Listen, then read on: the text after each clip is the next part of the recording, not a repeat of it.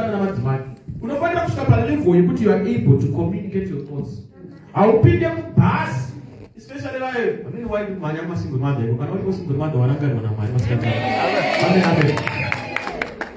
Autange wapisha basi kuzokuza ukwenda kupi. Yes. Richidai dzira riripo pano utaka kuti tinyatso zoti kwenda kwarari kwenda kupi. Uchiri kunze kuno. Andizvo? Wala mwana wati dora kopa kabana. Andizvo? Iwo nyatso zoti uneshi kuti dora rake. Ende kuri kwenda ndokwenda kuenda. Wozoita a choice yekupinda mubhazi wogara pasi moenda. But kuna mwana ne problem yekuti anongomhanya. Muntu vakuzosika iri kwenda kupi. Uyanzi zuva tete. Mwere mamoka. Kunyanga anonoka. Amen, amen. All right. Amen, amen. Kune vanhu vanoita sei? Anopinda mukombe. Apinda mukombe uzobvunza kuti uri kuenda kupi. Hatitarisei kani siyana naye. Vanhu vakanditarisa chikosasa fesi yangu kuti amen. Tinosudza musoro kutarisa musoro wangu kuti amen. Tarisa maziso angu kuti amen. Thank you. You don't get into a relationship, then you begin to check the terms and conditions of the relationship. Especially if you're a single mother.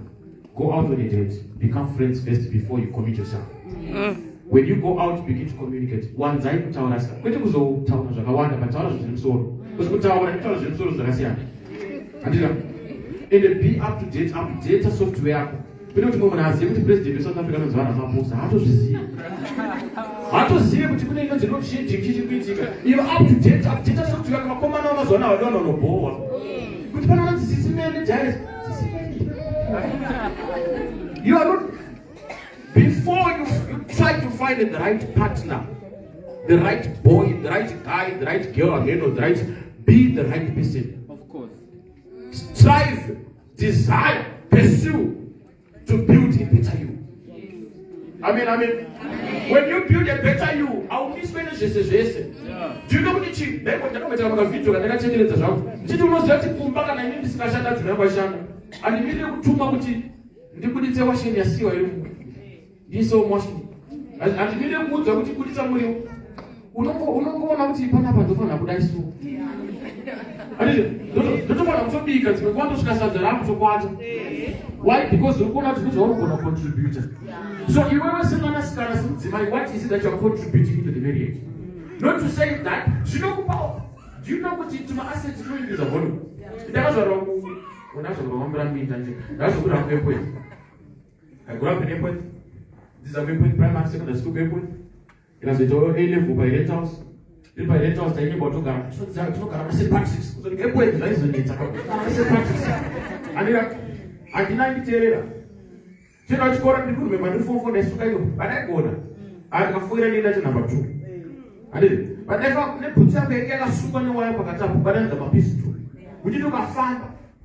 Or I just said, oh, yeah, which I want to look at the class. That's come on. Amen. But your background, you know, there's only much people that you don't share some voice. In any place, we don't share a voice.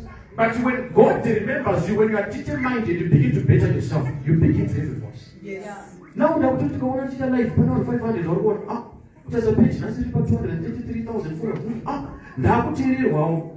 You know what it's not asked about who and it wasn't like this before. But what happened, I had to build myself. How did I build myself? I had also to treasure the people that were put in my life. Now, where someone is open, it's about the pay revelation.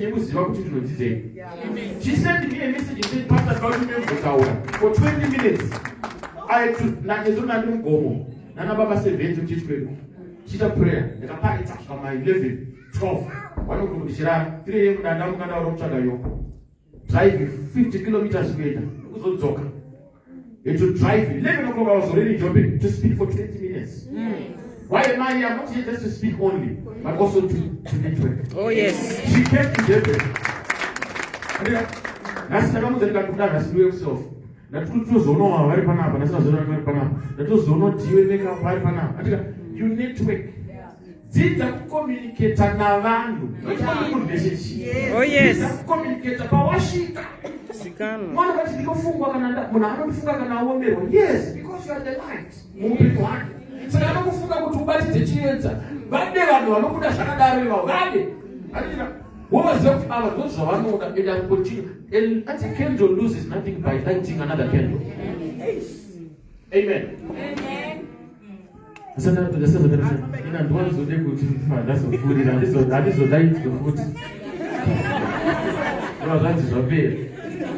Amen and amen. So what are the things that you should think that you see relevant but if you want relationship yako na marriage yako zvakanaka dzidza zvekunamatira nekudzidza zvekushandira. Kuna vanhu vanonamata vanotaura netimi pano madzimai dzimwe dzinenge maalphabet chaino you're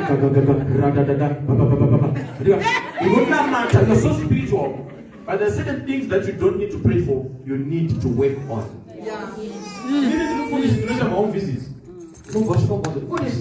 Do I do my hands kind of I will finish. You go get a person in the man, data to be 15 days later to us at the memory. So they are right. I mean, I was to know I don't go to one wife. What about Murumanga Gare, the part of people starts and then 15 minutes. We go to Snake, I told you 15 minutes. What we have to put is in a matri, Murumanga Kumba. What for to work for 15 minutes regarding Gare? You know, better subs are dying. There's a Muri also. Supinigeru, Yamaru, Marumasaru. Niti da chamuru dudum supu na naganya masu chamuru. There are certain things that you need to work on. But it was just like Mgomo Chakasiba. What's the Mgomo who pay for Mamma Miracles? When I ran to a Rabba Mgomo, I said, what you Zika, could you attend the Katis? Amen. Woman, I have about relationship young coach when I saw. You go out to a recipe book, we used to Bama. The my one has a recipe book. Chikafutino was the Chekazura. Chikafutino was Zora, Chakazino Kazu, so you got to come over to Chakabuzura for 20 minutes. Chakachora. You go over to the kind of ministers outside you. Urban Ashika, I can't find out with the Kurguremo, I said. What is that? China is a place that to move open us. No, macaroni, what. There are certain things that you pray for, and there are certain things that you need to work. Faith without works is dead. You need to know that you are going to go young and grow. Measure no one and cheat. I guess the Rogan going to see something about one in Tapaka. Why does that tender? She not found in the map. This is the June and July. It's my month of making money. I declare. But you shall. You take out my gadget, I love perfection, and I didn't know that one. Because the sound, you know, you check out my video. We tell you what sound you would have another. You look at the corner of the Canada. And you can knock. But it's such a video, you can say. It's also later which who cuts a brand. When you build a brand, you are building some value. Similar scala, build a value, build a brand. And if you look down upon yourself, no one will increase your price. I don't know questions. Amen, amen. God is not going to be this room. Zita na kuliko Pastor Bobby.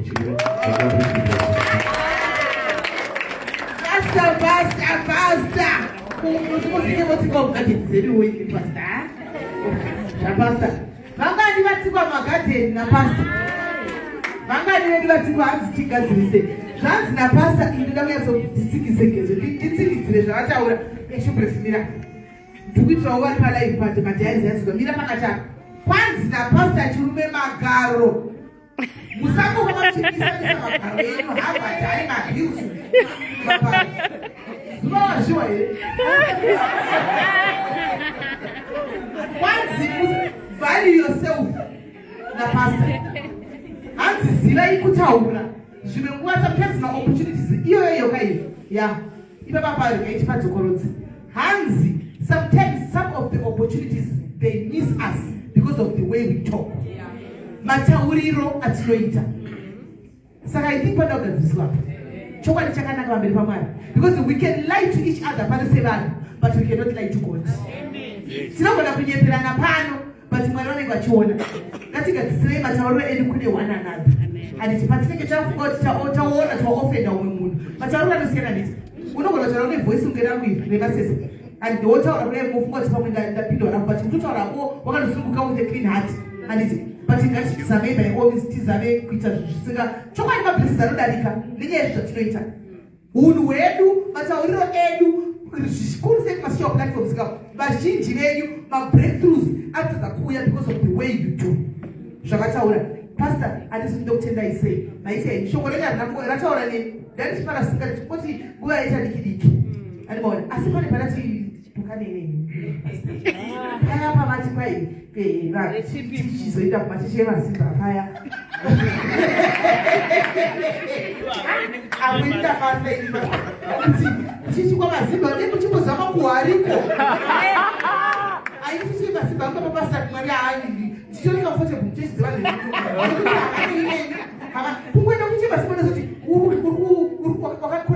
Wakazo, Dananani, Wakazo, like you said, they were showing up to see you, take the life your moon. Masipano Chisa.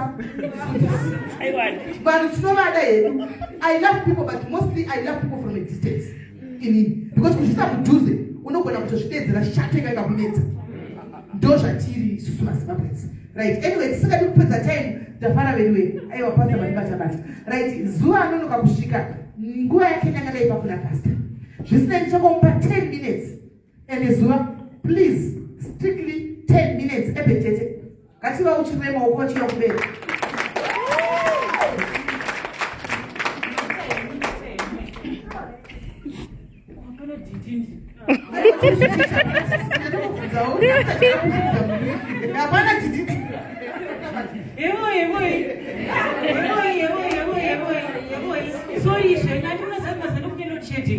Chana changu number 2.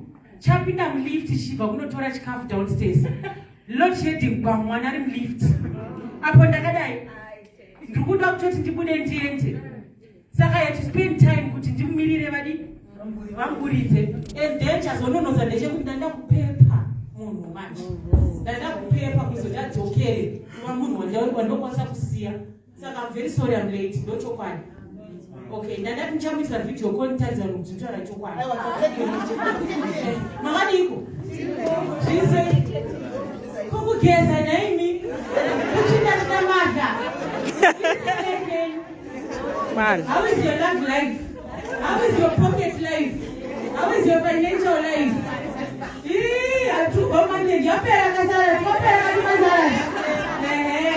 But I can say everyone here is so mature. Team that is Munzwe. Team what is Munzwe? That's what I'm saying. Because team that is in 40s. How do you stand up?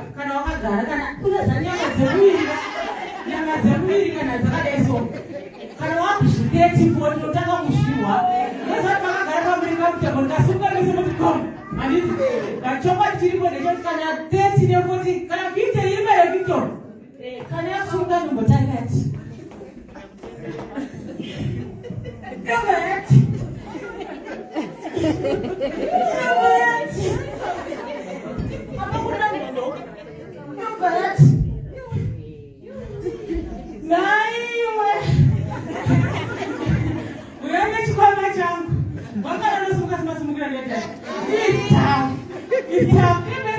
Guys. It's not easy. That's why you are not the only one. That's one and that's not saying, but I should not 5 seconds, 10 seconds.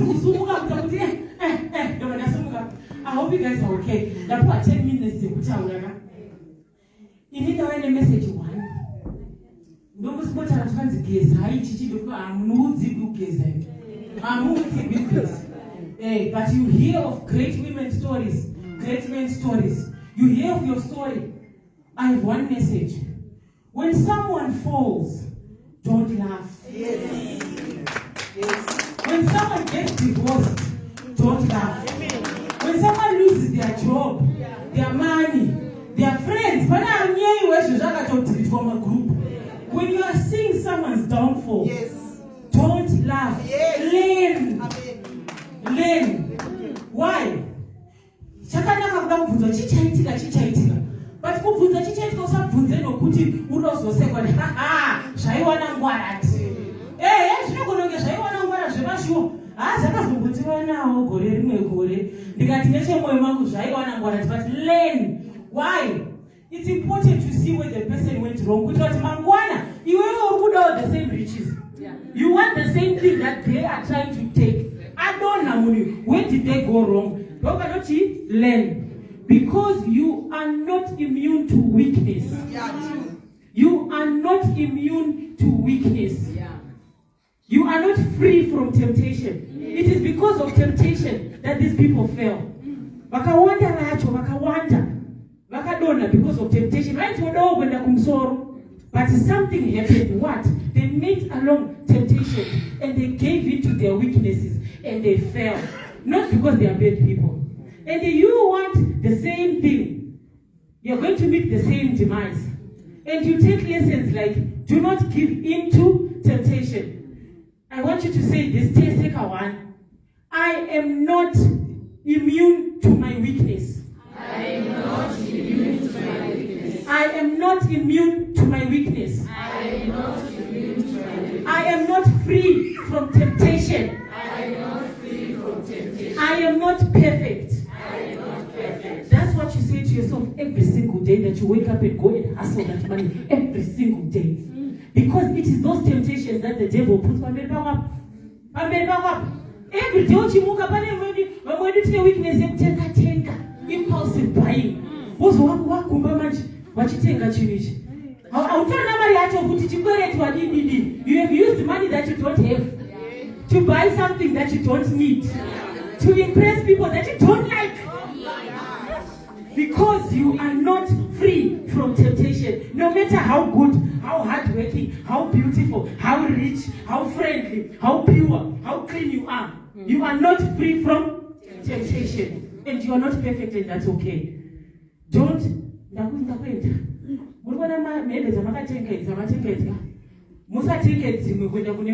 Recycle. Please. There's a way this dress makes you feel. There's a way this jacket makes you feel. Long time. There's a way this jacket makes you feel. So you bought that. You bought a feeling. There's a way that dress with the price tag that is still in the closet, it makes you feel. There's a way that bag that you never used. There's a way it makes you feel. That's why you buy it. So you are buying a feeling. Feelings change. Maria enter. Maria pay. So be careful whenever you are buying things.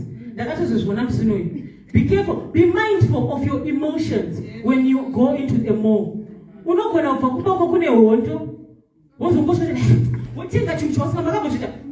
the shakans no return, no chi.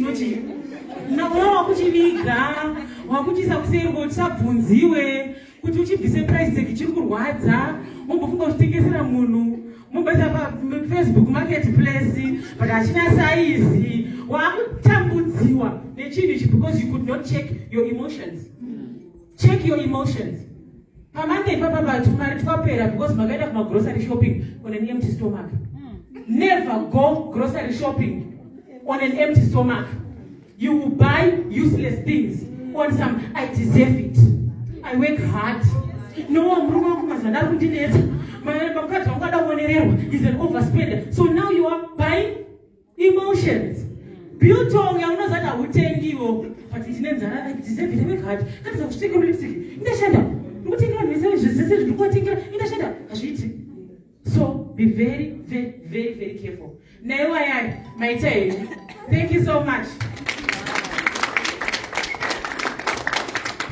That was Ebentete. Thank you, Ebentete. She's always on point.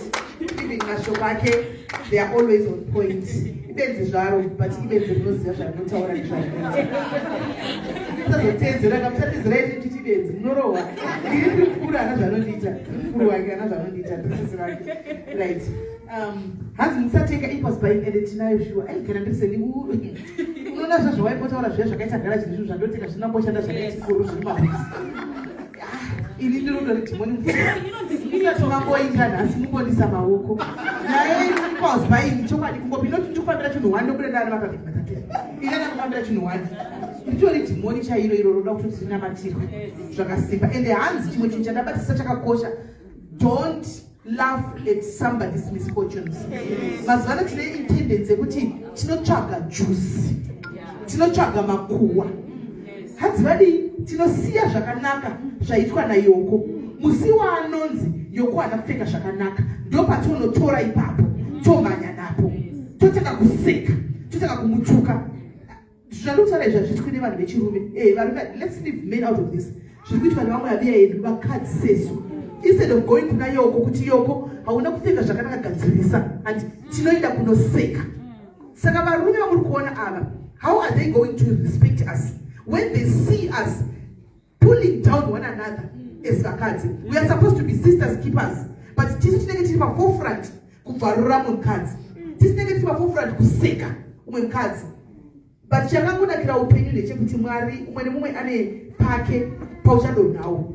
Saka usawanikwa uchiseka umwe munhu kana zvamuna ringave business yachero rinoitwa rikadona munhu anodona ichokwadi anovhura mabusiness ovaro because hazvisi kushanda marriage munhu anopinda obuda because it's not working.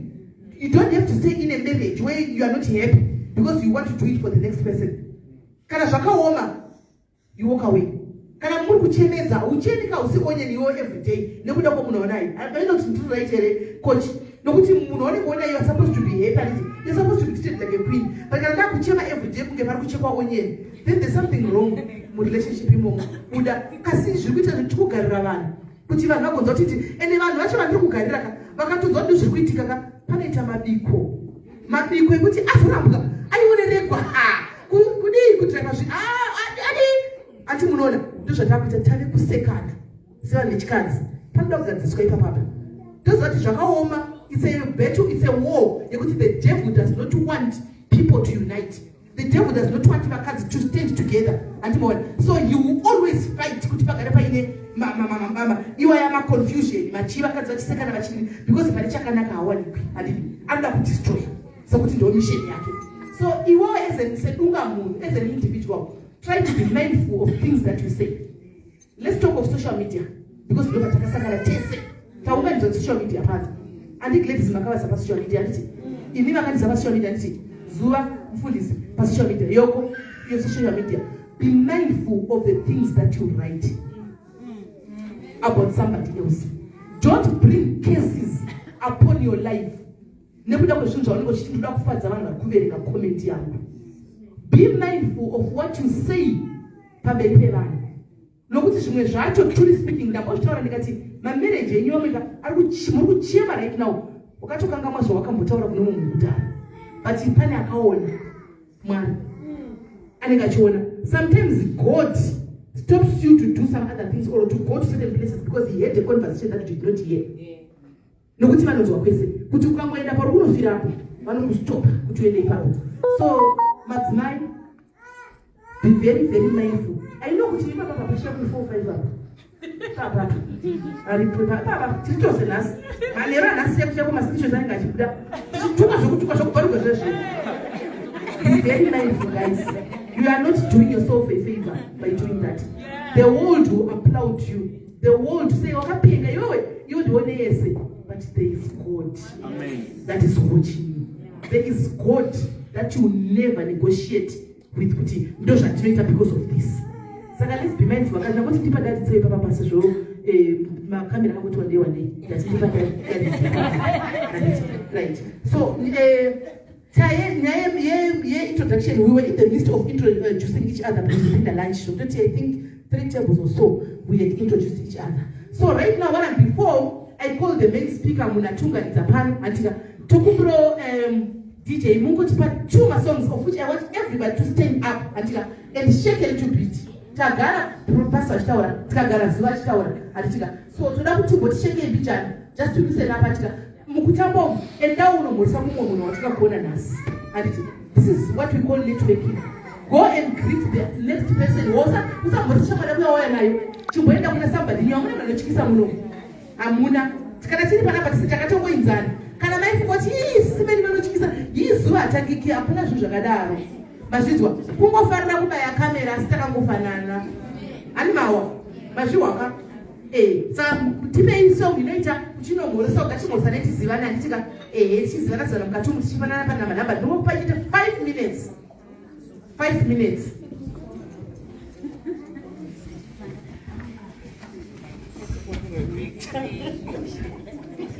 tiri mukati mokuita zvatichimhoresana atinaopana anditika mabhuku 2 atinaopana paka akanyorwa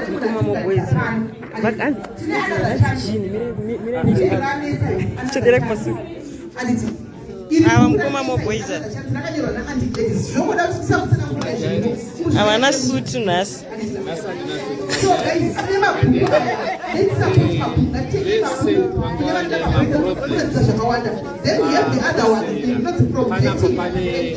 from dating and coaching to Bakasara Panishes.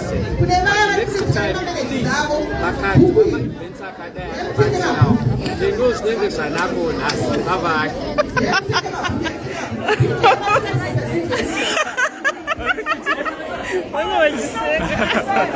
I can't so good. But Chinese, that's it. Papa, my love, my lights.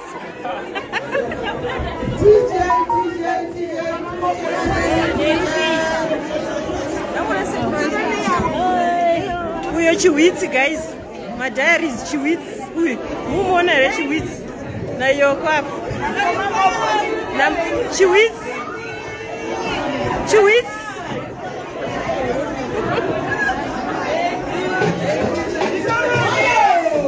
Chiwits.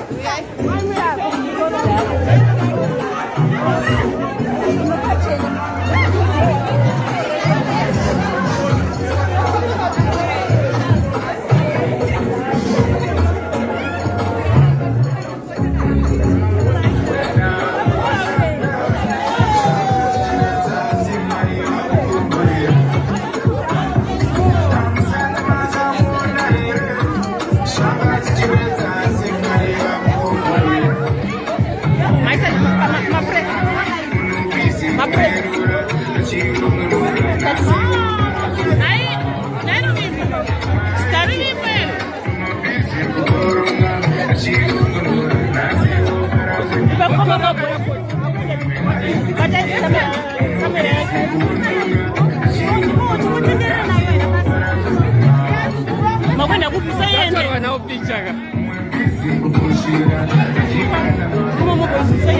Oh, all right. Please, I don't want to coach you. Then check out if I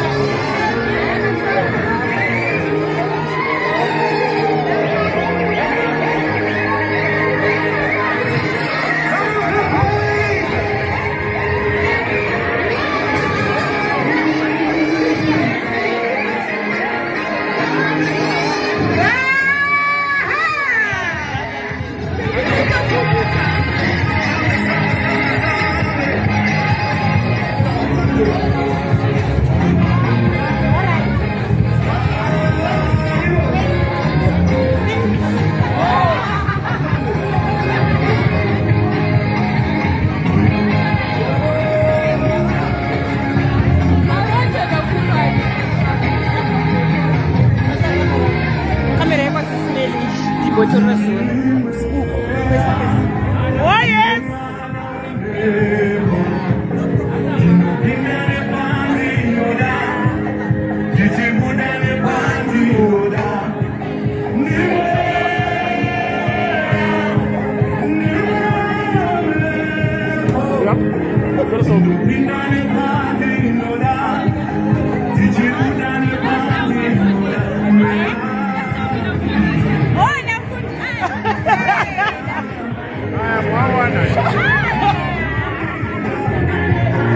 I like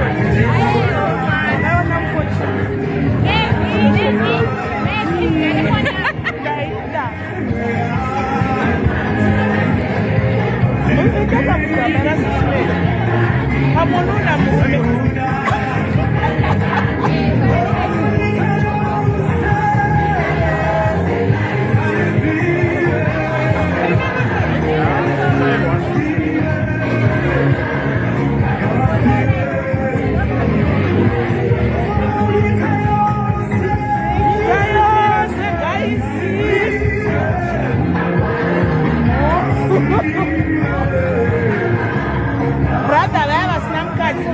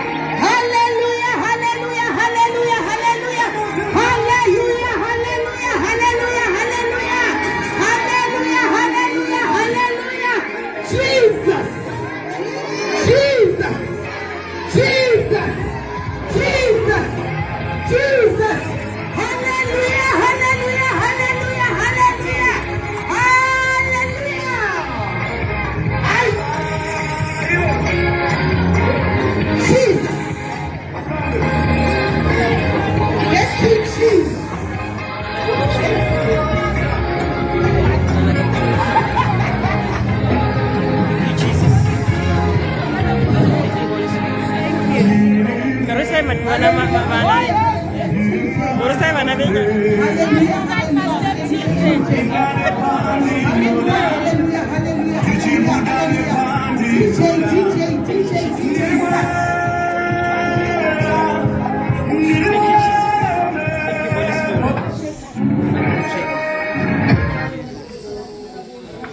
Hallelujah, hallelujah, hallelujah, hallelujah. Allow the Holy Spirit to move. Allow Holy Spirit to minister to you. Allow the Holy Spirit. Things are happening, guys. Oh, yes. Yes, guys. Allow the Holy Spirit to minister to you. Oh. Things are happening, Mashonera. Things are happening. Punish repeating, guys. Punish repeating. Only one must stay where we understand. Only one must stay where we understand. Hallelujah. Amen. See, I'm very tiny. Don't worry, you are going to see me on my front row. I don't care.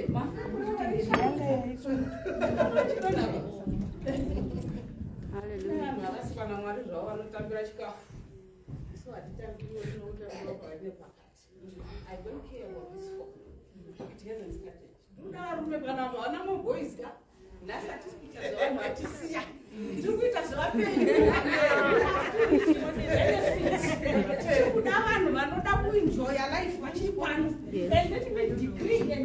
Right now, that your life is not going to. Oh, yes. Oh, yes. Hey, guys.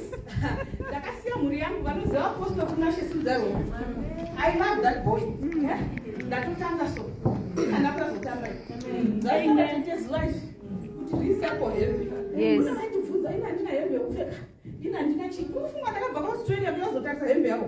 I'm not seeing you with a natural eye right now. It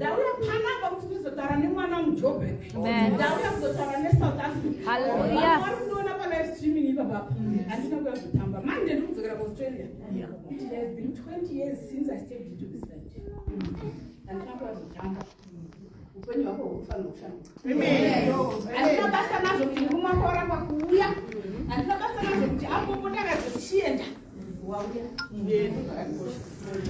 want you to know something.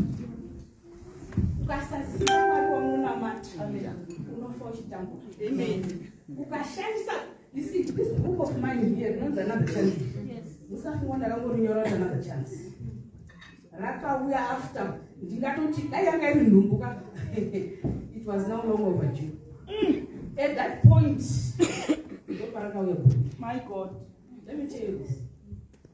I know it's second chance. I was going to go to second chance. Let me tell you, the one I say is not of second chance. That is fun. Don't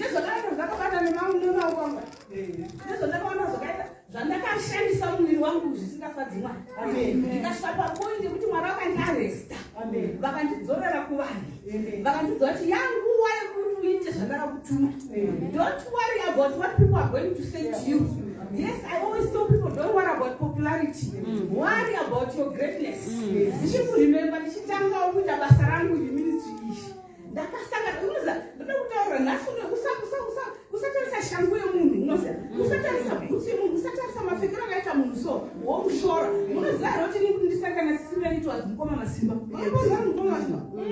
my God.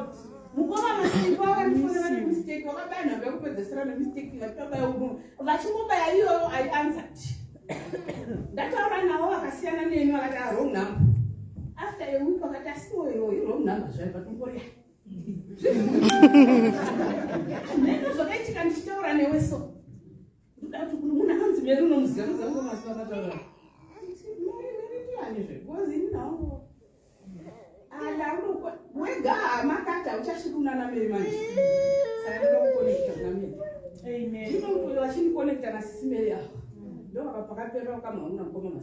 True. Now, who is this? Mariana Shansa the Gazit.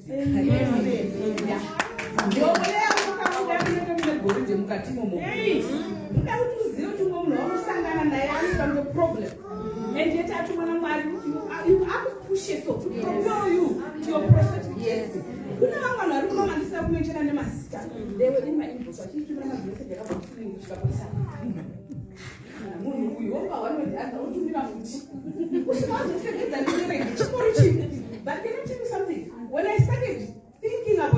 Joburg. Ndakafunga munhu wemameseji wewe. Wadafunga kuti this one is trouble so. Vanhu unomwakumhoresa wakasasekerera ozotari mahindu yakapfeka watarisa wigiri musoro asi wachimhanya kutambuya kuna tete because vari kupfeka zvavo wengerosi ndakavamhanyira kwavari ndikavasofi. Let me tell you this, you're not here for selfies. Yes, it's good for us to show people. But that's not the main reason why you're here. Yes. You are here for your life to be transformed. This is a new dawn, this is a new year. Like I say, I'm 195 years for a month now. Well, what I will do, not come and rest. Let me go and do what I do. I'm going to pray for people. So, I used to manage the one. Probably, I'm not faith you down. I want to see this root. You are talking to someone who is very skeptical. Yeah. And this is your and this my cat has a knowledge. I didn't have much more you notice it. Did I know that I don't know my name, but I can't do my name.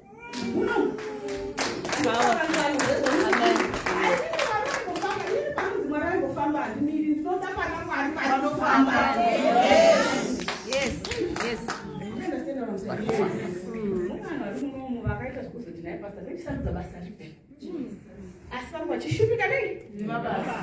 Kuna vanhu munomu vakarorwa kutanga achidanana nebora vhevhe bhozo ndikatisiyana nazvezvi mwari vari kupa kwanomuzwisisa achamupa kuti usumukire muzvinhu zvako zvaunoita vakasiya sizvozvizvo vakachata hanako yakutanga murume wangu ndomuda singai pane nhororo for him to stay there nevana vamwe vangu izvozvizvi ndo vari kukoko kuaustralia takaita exchange iwe ungazitrust yavo kuti vamwe vangu vasare nemurume wako for 1 month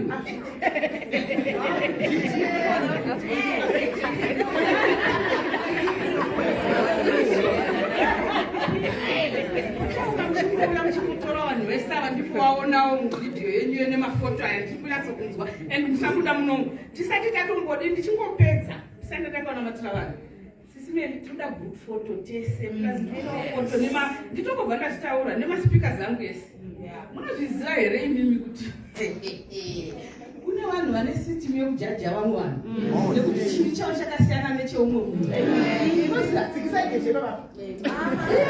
anonyeya mune vanhu muna vanhu vauya vese because mushamwari wavo wakatanga nekuti vanovenga kumogolisi shamwari newickedness saka kutamba mese nokuti makaona kuti munovenga munhu one kutanga kupedzana kwakuya conference inajesu mukati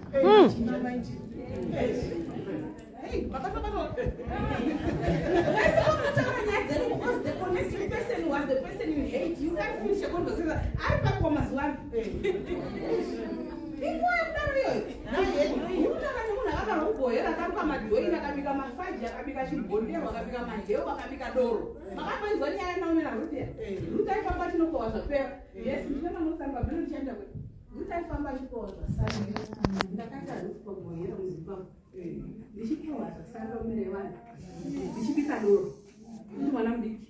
Kutengesa 7 days chipokia akana munhu asipana kana kuti what's my network not cheap sometimes mapasi because ndinotoka zibhutsura muzvinhu zvambarara unoseka pa Facebook nekuti unoseka background ndarisire silver ana ndiri chinoti nangiza kuti mwari akandita zvakanaka akagara pamuiri ndakanda ndozvisiya ini ndine nyama nechini ndaona ndasikuroka ndakadai kutamba nakaruyenda aiwa aiona besima vakati hakuna kwauyenda ndakuona pasocial media uchiita zvakatumwa namwari papeji pasinori vananangu vatsvuku vanatsika mutanda vanani ndainga ndiripowe pakwati taubvi pari ndakutaura chimwe chinhu Mwari ndiye vanoshandura. He cushions you, he insulates you, he protects you, he preserves you. Upenyu hwangu ndini huri maningeni zvamunotaurwa naJehovha in the corridors of heaven, in the volumes of the books in heaven. That's the protocol I follow. After I read this book another chance, there are 3 things that are mentioned in this book. First thing, there is what is called assigned identity. Assigned identity is given by those in authority over your life. Mufundisi vako chaivo chaivo, baba vako, vachirapa vana vachitaura kuti hamuzivi webhoizere mwana wangu ari kuSouth Africa kupretoria mheno ikokoko uzoyu akamboguka gumboyo uyu akaramba nemukadzi akazorora zvoyo inonzi assigned kurangaridzwa kwevanhu nekuda kwezvakaitika muupenyu hwako nemunhu ari authority over your life. Kocha anonzi assumed identity. Assumed identity ndevamaraini community kudai takaunganira makamborambana nemurume wavo akazororwa futi akabva kuAustralia haisi unauthority but ingovakorowo vanhu so vanokuisa mukabhoxi so wokutanga kuzviidentifya nemaprobs auri kuita go through wobva watozvinzwa kuti inimuvana ininowo wekensa ininowo kufirwa amuzvisivi ndina murume akafaka nai ndine mwana akabuda akafa kuzviidentifya nemaproblems now all those two in the room. Oh yes. Amen. What I want you to work with is what is called divine identity. Oh yes. What are the angels saying over your life? Amen. Saying to you. Oh yes. I hope for young but I would Hebrews 12 verse 22. Let me remind. This Sunday, please do that. We see 20 minutes. Right? Saka ndikuti vese vane mibvunzo yavo maasha ari pano tisaisa zita rako ndoda kupindura real issues of life. I don't know how far I can go. What I can promise you is ndikasapedza kupindura mibvunzo iyo ndogara ndichiseka kune vanhu kuti mubvunzo wako uchakwira ndege usati waipira because ndikuenda nayo kuAustralia. And question yandisina kuadresa ukafollowa page rangu relationship coach Grace Mutongoreya ndichaipindura ipapo yekuZimbabwe yakatokwira iri muno muJoburg. What I want you to do, guys, my ashes, group them. Intimacy, finances, in-laws, what? Tomorrow. Asha, what I very now,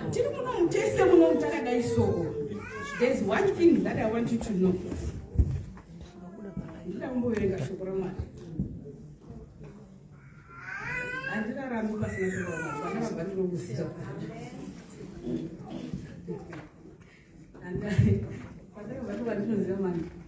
Guys, life is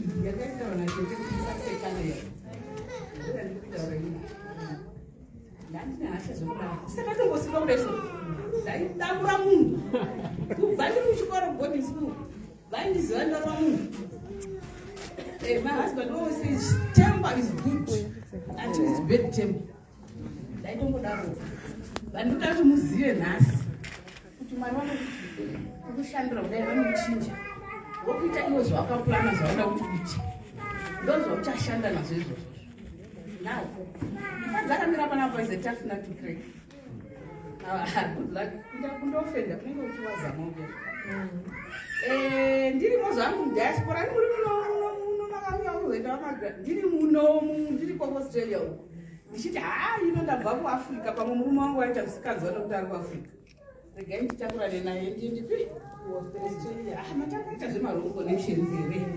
Guys, how would you feel uchishandira mhuri yekwako neyekwake neuri kushanda zvine simba zvakutaura kutarisa kuti usiri kushanda uchiziva kuti washeni yabuda washeni yacho yazoti yabuda right unonzosii okay after prayer ukaona uchiri munhu wokumira kuti mufundisi ari kudaidzira ma10 days ausati watanga ausati watangura iwe and 10 days dzadzisi dzako usakopera vakaita 10 days iwawane dzavakaita dzikaita zvadzakaita kwaari vakaita 21 wane dzazvakaita usaguma kuti tatusvika 21 amheno zvaramba iwe not done nyoka iwe handisina menshina vari kumazuva ano rega ndimunamatirere bhaibheri hausidani nyoka iwe saka iwewe usati wasvika pakuti uiti kudeclare fast yako wega usati wazvichiri right zvakati zvandidaro ndazvidhikireira ndega ndichingopedza kudai munoziva kuti mwari vanotaura asi withink kuti anofanira kutaura nedzimunzi mwari vanoziva kuti meri kana iri 12 o'clock haateereri vanokutaimira kuma6 am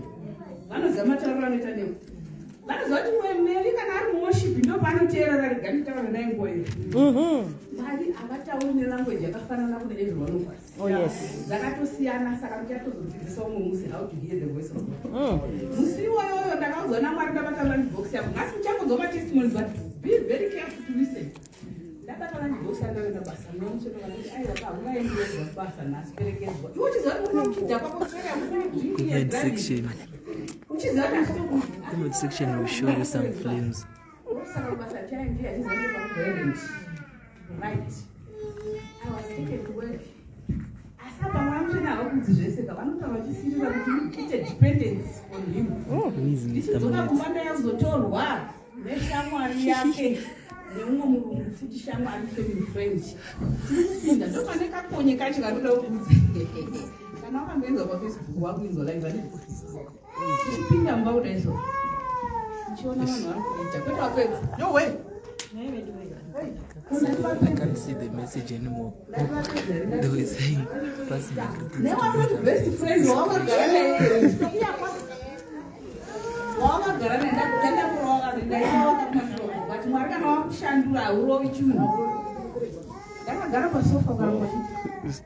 Kana kundinzwa kana kundiona murume munhu ari kuitwa akatena so akaverena munziko shamwari mungezi akadzoka akati ndozvamunoita munyika kwene akakuda akatiza akaenda kusvika apo pasta ndinotaka zvemagaro saka uko ndine magaro navaine mani haachati magaro emukadzi manga ari murume chiregedzai uchiona inendokudza kuti andinoikusekereri abuse dzakasiyana siyana kune mental psychological intellectual kune sexual abuse. There are a lot of abuses, financial abuse, a lot of, this was one of them. There are people whose destinies have been yatoramba destiny yako nenyaya yekuti wakarara nemunhu ane madhimoni akarukwakwaradzana naye bhaibheri richitaura kuti izvoni ukarara nehure wahure ini ndokudza sasa zvinhu nawe wanga wakuona katenda kunyangwe kambani wanga waenda kuinterview wari kuconsit wasangana nane dhimoni rake mweya tsvina yake wausingaziita kubva kuna izvozvo wakatekurwa vanhu 100 musoro kuti uchifamba maraini anoziva kuti garo rekuleft dotke black kuti ange choreti yekumbara inongonzi nekoforasechiochienda vanondiziva ndinotaura nyaya ndinotaura nyaya Manchester United handiri kunobhora kuti Manchester United vezvepabonde vanoiti Manchester United from me bazosangana nowakapuhwa namwari hazvicha sense wanoda kukombea hanzi kapotato hanzi kachiniwe here kudiniwe because watenderera vanyanya hamuchadzikami chero niwarume muri kuzviitawo Manchester United vanapa want to be fair. I'm a relationship coach. I do these things. I'm here to call a spade, dump a fire and run away to Australia. No.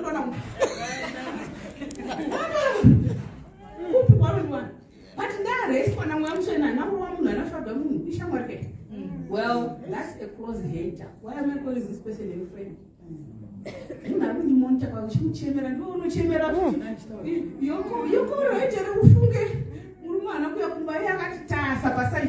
Pake umvudza kuti makazivana nokuzvanzi musi wamakauya kunonkuya makasvika musaturday Saturday kwakuine party. From that day on I'm now addicted to your husband. Parapakutaura chimuta yanhingi yafa tractor yanhingi yafa tari panze mukani make ya saka ndakamira pamberi pako panapa unofunga kuti zviri kufamba sei andindiramira pa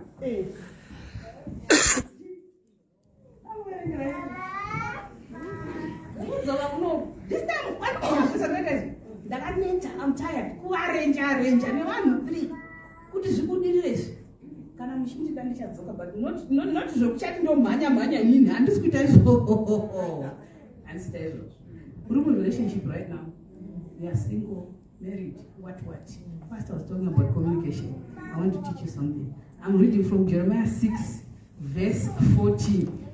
Please, that in that 20 minutes the answer.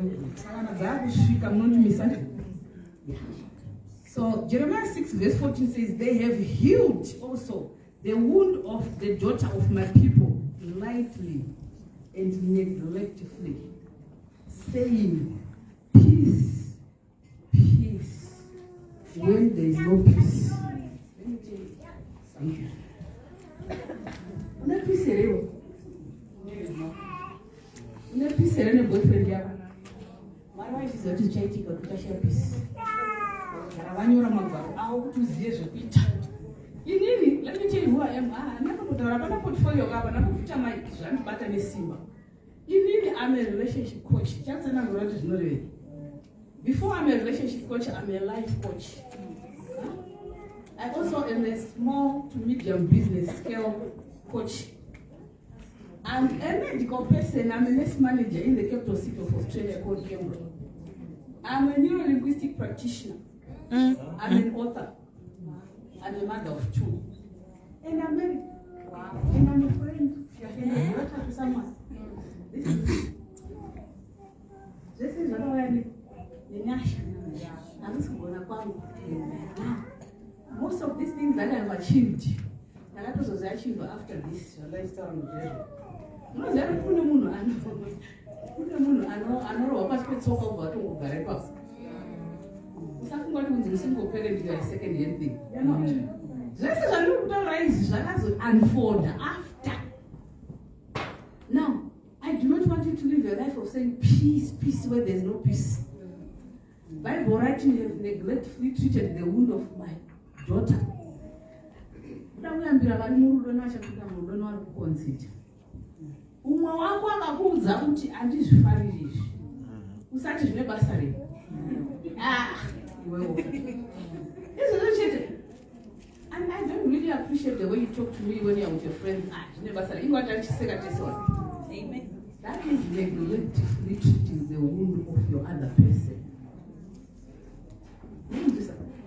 Unanokudza waenda kuna anogeza kai kugeza kunouraya asi muri anobva kubasa anosvika ma5 dzokoro riri musoro wawira zvina basa tichageza wacho mukadzi wangu kuda kuti geze tese kana let's run a musi unoona tete vachadhivhetaiza mafuro vachadhivhetaiza mafuro musakona unosana weakness yako weakness yako please leave that alone. Learn something. Unaona judge Judy. Vama vatotera zvakugeza mafuro zvamwe achibva pana kuenda nokugeza mafuro. Ndiye muridzi wemafuro acho. Dai mafuro. Guys, tuza makuudza kuti chi. Teerera zvinoda umwe wako. Ndinoda kuti muwirirane muinfinite hall of holies. Usaneglecta zvekutaurwa nemunhu kuti handizvifariri. I always say Jesus Christ himself. And those who want to worship me should worship me in truth and in spirit. That's a prescription of a type of love. Saka iwo manje kana wakwenda kuchechi ukasanamata in truth and in spirit, and then unamata as Jesus. Now why am I saying this? Mwari vachita standard protocol yekuteedzera kuti kana uchida kuda munhu kana uchida kudiwa unotaura madirwa aunoda kuitwa. Kunyanya vaya vakatoto vari mariteni soja here amheno sesusuwo tikazodzokera futi azvidzokoro ine simba akazvidzokoro rakazvitenderera akazvidzokoro ine zvine simba tiripo manje zvekudaro. Now toda kutaura chimwe chinhu, usaita zvawaita kumashure uchifunga kuti zvinoshanda nhasi. Kana baba vangu vamboroorwa navo vaifarira kuvabate mashoulders. I'm trying to be polite. Leka vakamboroorwa chete. Kana mukomana wangu animuda anofana kunyembera kudai so mukuita zvamunoita. Ina ndiko pakuudza kuti zvigeza ndikuudza kuti shoko rinotusagara zvachaita ubva panoti zvakubva ndinoda kuti mukomana wangu kana aingofarira kubata mashoulders usafunga kuti mukomana weboys vanoda kubata mashoulders. You have to sit down murume nemukadzi monyatsotaurana kuti unofarira zvipi. Haufambi yoga. Let me go deeper. And then there's anyone who does it. Go deeper. Do you want to scan a soul? There's what I'm like. I tag is down. Even the Garaisarati. In an anti-Bumian, you go on Mukaka free. You come on my heart.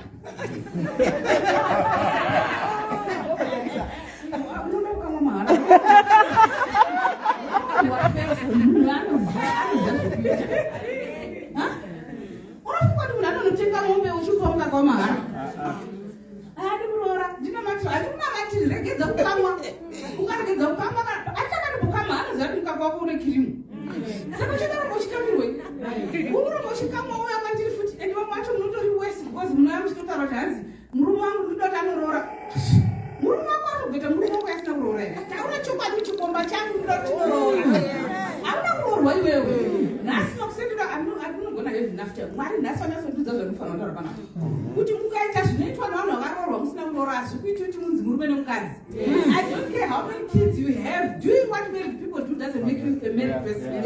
Regedza kukamba nokuti baba vavari chavakaita kunze wakanotsvaka kudaiwo. Vanobaba vaudza hapana akaita sagire.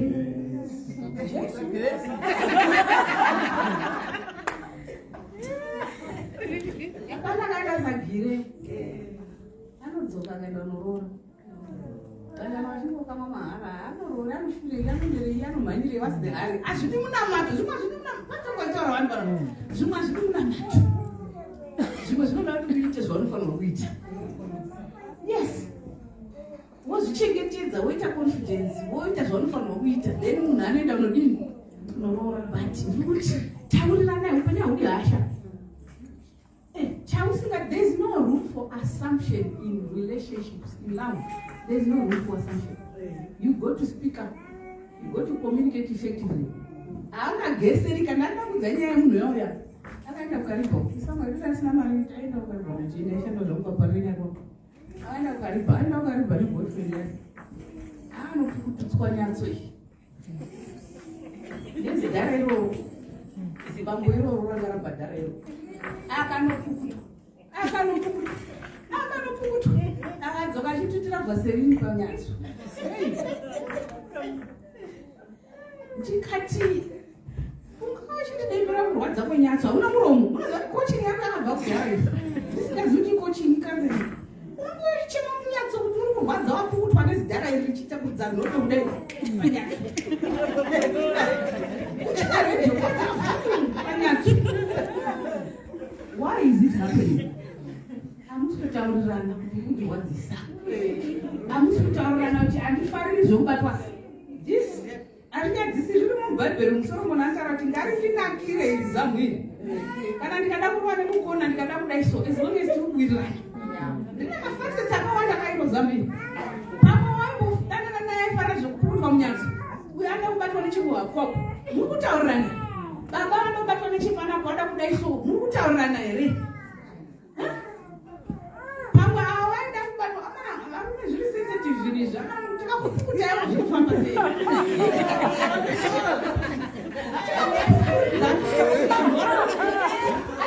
Vachibhakara kana ndipika kana kuenda norora kuimwe room hapasina dhiri. Gentle guys. Hazvidi hasha. Be gentle and also learn to speak up. Usakuita zvima-experiments zvaunoona kwaunoona ukoko takuchiziva kuti ndozvanofarira here. Do you know how many people come to me vaine ma-problems pain during sexual intercourse? Do you know how many people coaching varume nevakadzi nenyaya yepain because of sexual intercourse? Because uri kuziva kuti yokozuna ukamurwa nekumashure uko zvinenge zvinyatsopfawa wosangana nachihwitsi zvibereko zvakasiyana pamamedical person. Zvibereko zvakatarisa mudengo zvimwe zvakatarisa pasi zvimwe zviri straight kudai so unofanirwa kuconnecta. You see, intimacy is spiritual. Connect to your partner. It's not just physical. Haisi nyama to nyama. It's not flesh, not skin to skin. It is here. Iyo baba waya neniwa pavakauya vakakubate munyatso wenye waimbobata mazuva ese muchifara musavakasavatukana nemi vakadzi vakabata futi pamakanzi why? Because it's up here. It's deeper than what you think. Dai chingonzi skin to skin patinongokurumana kangazviita. It's very spiritual. That's why you carry a lot of people in your spirit, in your mind. When you leave them now, you have nothing to do with them. Uri kungovatakura vachipiya navo vachikublockera ma-blessings, vamwe vachikudestroya ma-business opportunities, vamwe vachidai so vachidini so. It's very, very spiritual zvinhu zvandiri kutaura izvi. Hazvisingori zvinhu zvokungoti anyway,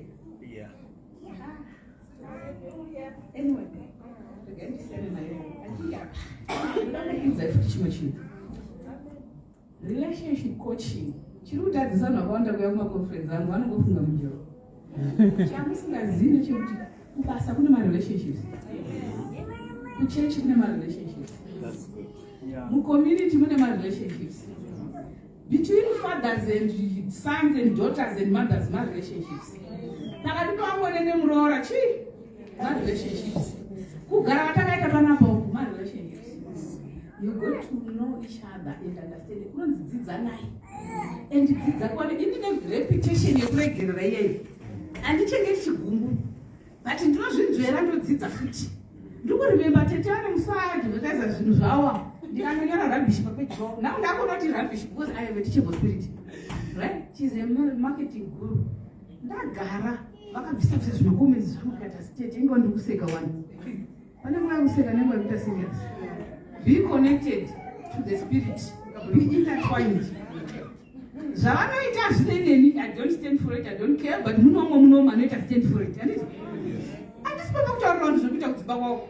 But kana ndanga papeji ratete ndakutanga kutoseka. Musati ndakaseka kani pane zvava musoro mangu, but it was as you are communicating with the wrong person, but you have the right information.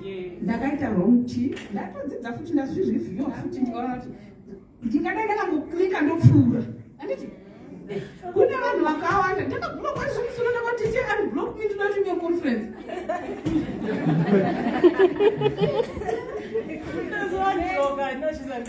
Vakandituma screenshot ngati now we can talk. Nditaura nawo sei ivo kanjani vakaniblock.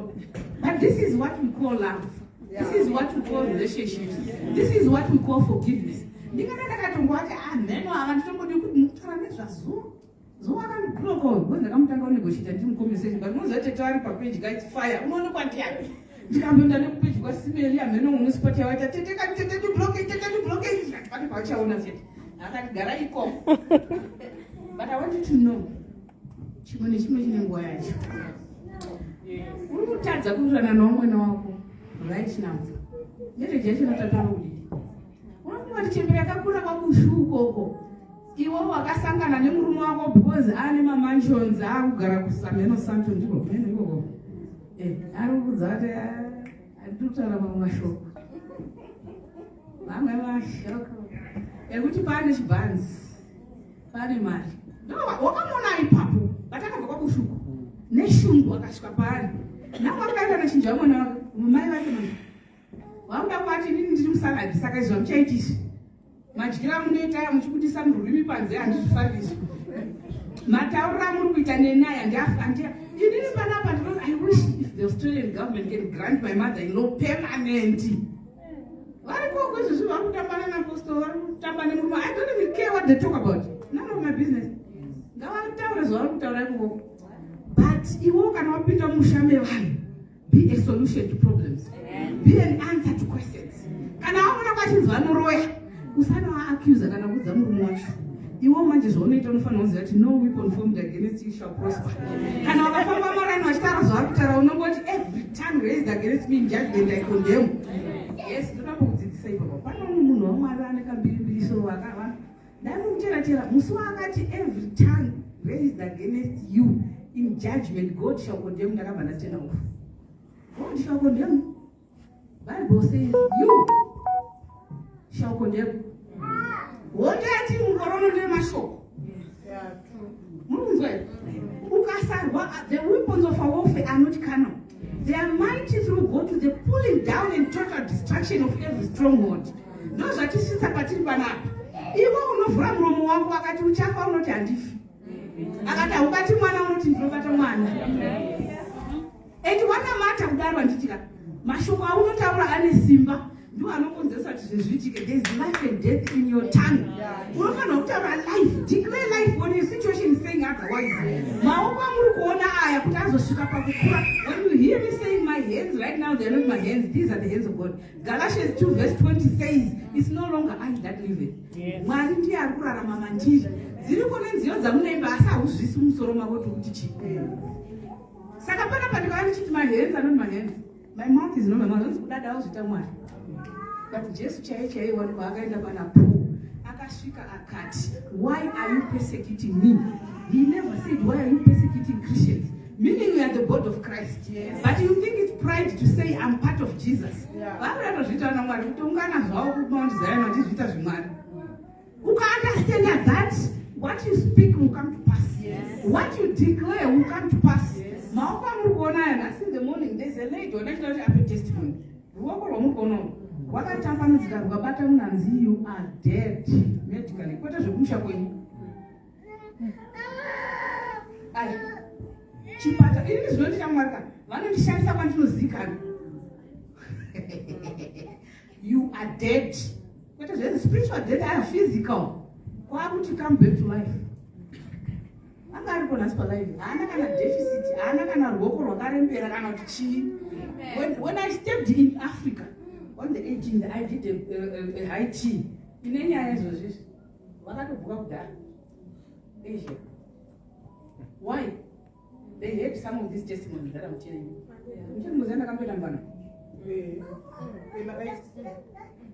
You are like to do people I need to say teacher Shabbat. Teacher Shabbat. I don't know what I saw. When I was out the case of the couple, she declares one kept to seat of Australia. One go over my twins. Mine are 12 years, my 7 years. You know, I was good walk. Last night, you was on one to some 50. God forbid. I wish G would see make up what is Simuka. You want to deal. That's why you love this month. Ghana, she is a comedian.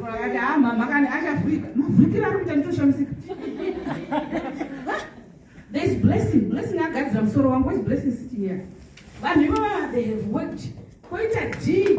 I need a bottom of G foot. I need a baby. Another lady, I know now writing all the way from UK. And figures my hearing. Wow. Why am I telling you this? I do not want you to underestimate the power of God that is in you. You speak things, they have to come to pass. Amen. No, I'm saying that took you one was that took us later come to pass. No, wow, I did answer to another. I will pronounce our blessings because that's my nature. Now, just in closing, one of my questions here, one testimony. Satan anokumaramara so zvari kuda zvisi zvokunze uko anoti asvike pastage yayo mukadzi waJob yekuti tuka mwari wako ufe, because after everything is said and done kana muchifunga denga hakuna rapo inzwai kwandiri, kana mukufunga denga hakuna inzwai kwandiri, because I know kuti ririko ndakanoona ngehena ndakanoona zvauri kufunga ndezvako andinazvo ukanzwa mwana kuzoti ndakaenda kudenga ndakaenda kugehena ndakadai so tarisa upenyu hwake woona kuti uri kutaura here zvaari kutaura kana kuti ingano idzi, right? You shall know them by their what?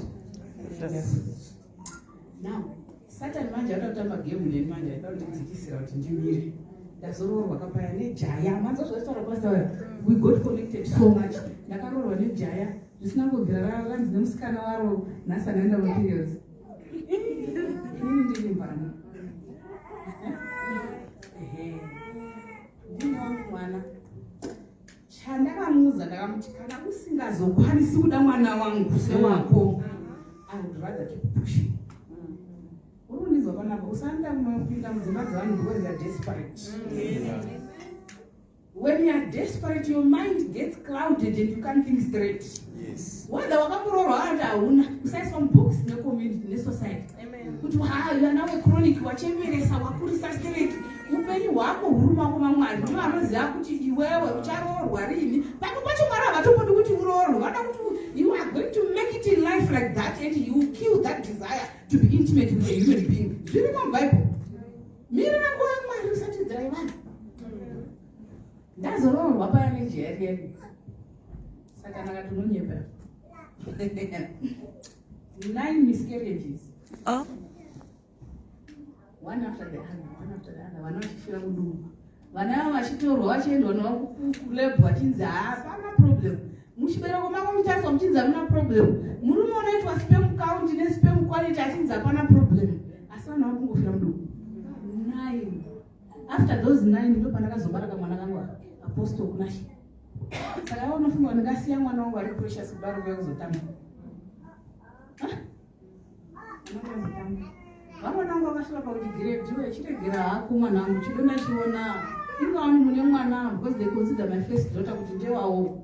Ndikati ndinoda kungoona chiti baba ava vakabata wavo vanoti akabuda muloins mangu vanondida nelevel ipi. Ndikaramba ndakadzvanya ndikati mwari mungonibatisa nhungu wamuri kuita ikoko.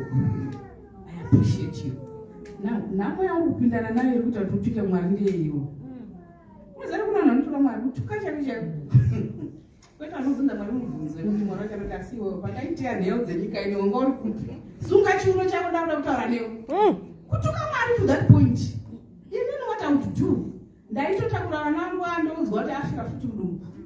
Toenda kumba. To celebrate with Jehovah. Thank you for entrusting us with this precious gift.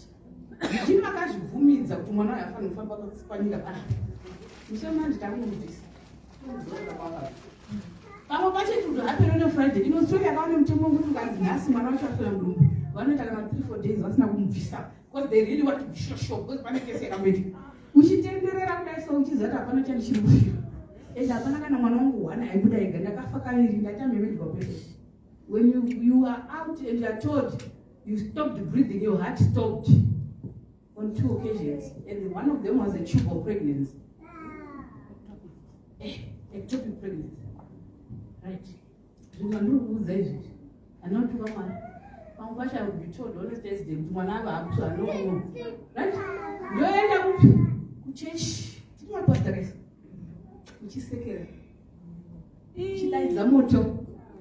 Machona dumburaga dai so achifunga tititest. Yo chizeni mangwana ndikuenda theater.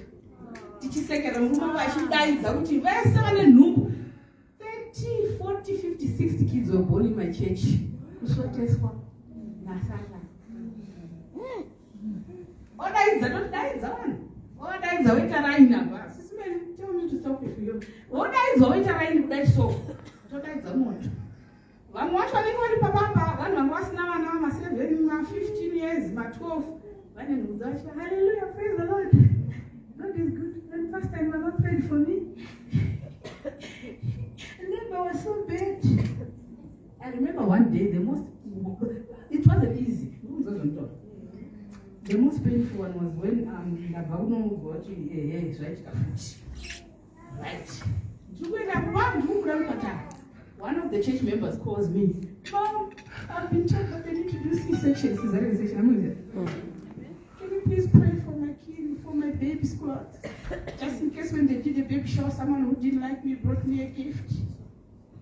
You know what I'm going to do. I'm not going to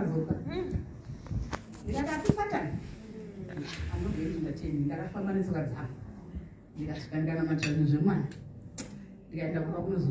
to the theater. You see, I'm sharing these things for you to know the problem, you know, go through. You know, without you heartbroken to a point where you are depressed, you don't know what to do. To a point here, put Satan arrows out up and check on secretary rank up. I can fly past, I can build my nest on this one. We have to go, I will pay attention, Canada, Mistras, no stumbling blocks. My hindrance is pay attention, Mukazui. Better teaching was Siana and food as one day banana. Are you one of those in you are for the one? Now I'm going to see I'm going to wonder. Conference, I got to tell you.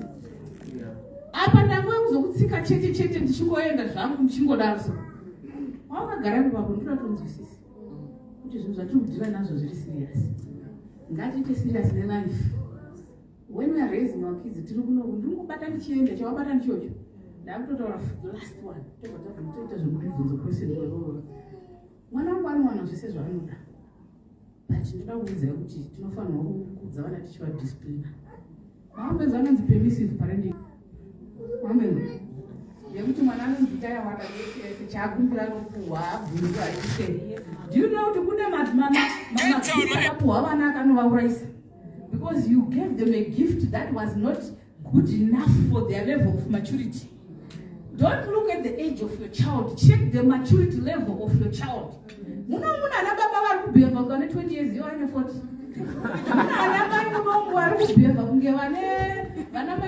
Teenagers, you are 30 something. Check the maturity level of your child. and bless them accordingly. Kana uchiona zvisingaiti, gara pasi nemwana wako umudza kuti I will give you this one. Wapa level yakadai so. Mwana haapanishwi, but mwana anoriwadwa. Ukaita mubereki anopanisha mwana anokutya.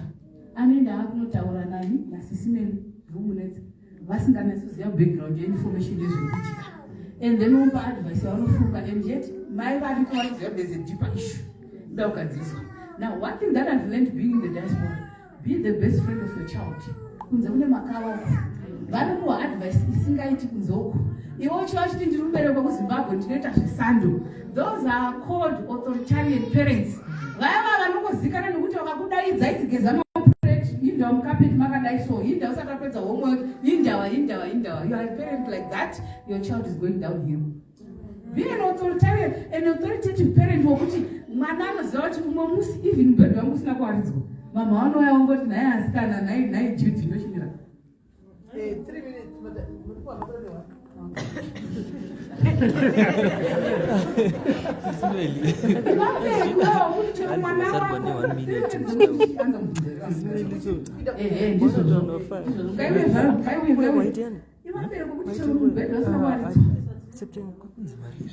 Malingoti chungwa yoro atiri mwana. Nishataura naSIS MELLY, nishataura namba yangu, nishataura naSIS MELLY kuti coach iva beba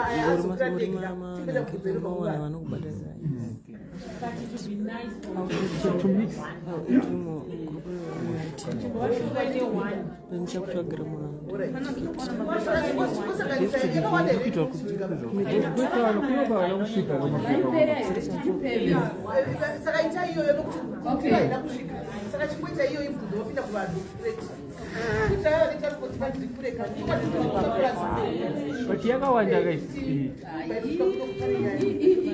Awachidoti mwana muno mugando mune pawo. Alright, so what I'm going to do is I'm going to give an answer if I can. How do you yakada kufanana here kana kuti zvakasiyana siyana. Then you say hi. What's up? How do you get over bitterness? I think it was bitterness. How do you get over bitterness from a failed marriage? Trust for marriage has been lost. Though I want, and then I had to respond. And I respond. I didn't.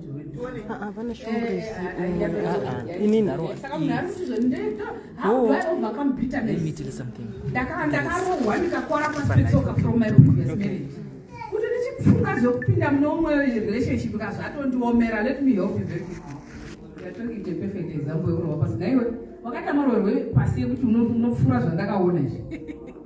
When the Bible says forgive, it's not for that person, it's for yourself. It will until after bitterness.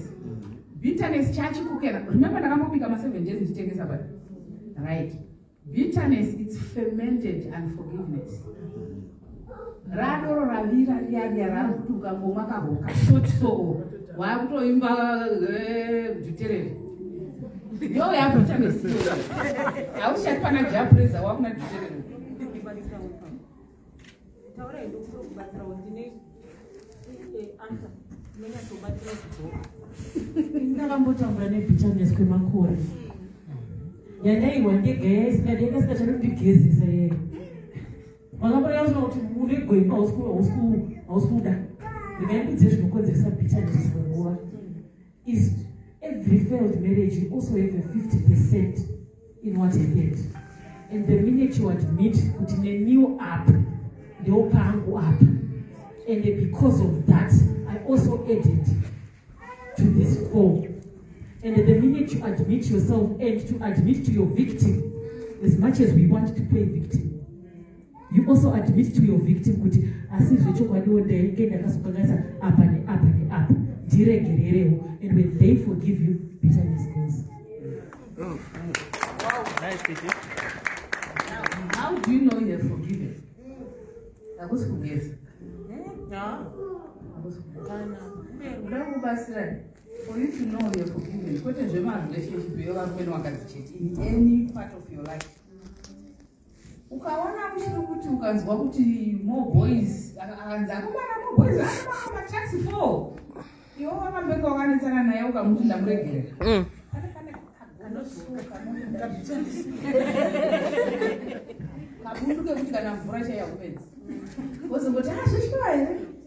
Now, you need enabling grace to forgive.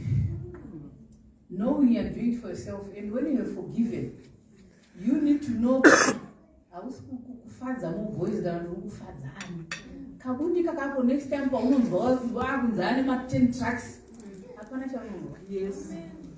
Not so far out. Can I carry no Arambana and Aurora? Not a name it's our last one. In my house, when we are praying, you pray and mention the name of that man every single day. You might say, no, that was no family. Where should I get her? You therefore take your fruit hands off this man. I want you to do well because my daughter, I didn't want to go for a cheese. But I want to see my cake. Do that to my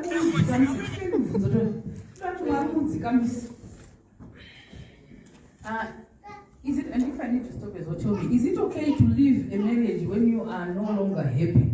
Does what people say matters? The family, what about the kids? Let me rephrase it. Is it okay to leave marriage when you are no longer happy? What's making you not happy? Because I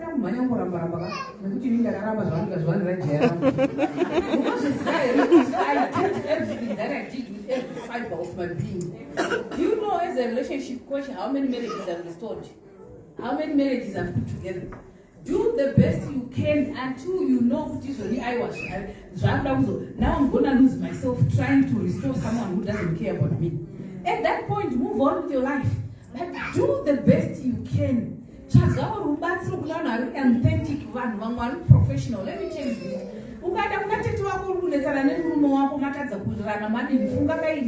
Because they tell what my benefits are. Kana kuna sekuru wa diaspora ukanda wanoreporta kune muzukuru waari kutumira mari ari kubhadharwa rent. Uri kufunga kuti sekuru wangu wemunhu. Sometimes you need to look for objective professional people to help you properly. People who don't judge you. People who do not have anything to do with your background. Sometimes it's your problem. Then you can say objective that's what it is. Zvinjerewo iwewe. Usatanga kunongedza zvinhu 4 zvakanongedza kwauri. Are you the person that you would be, that another person would want to sleep next to?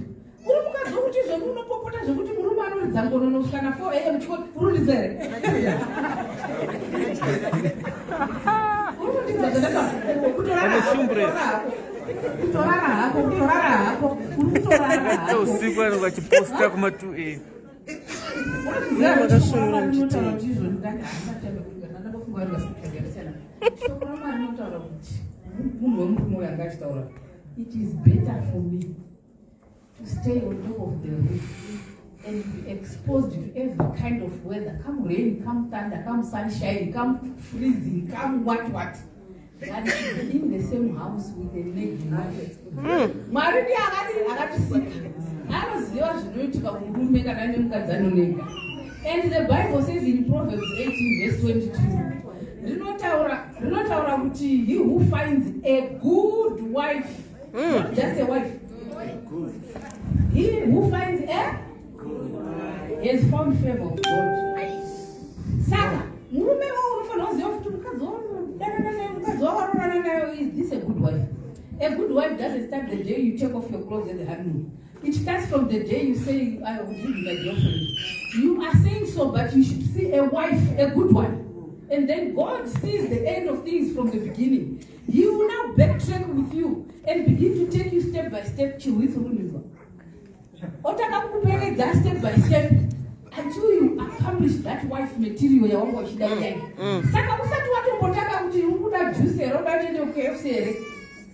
Find a good wife.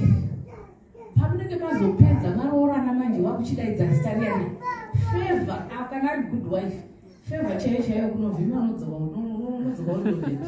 but can I go to Murman who have some ridiculous no accident. So clouded. I'm gonna see Sasara now. When I start was painful. You got to know what time to talk, what environment to talk.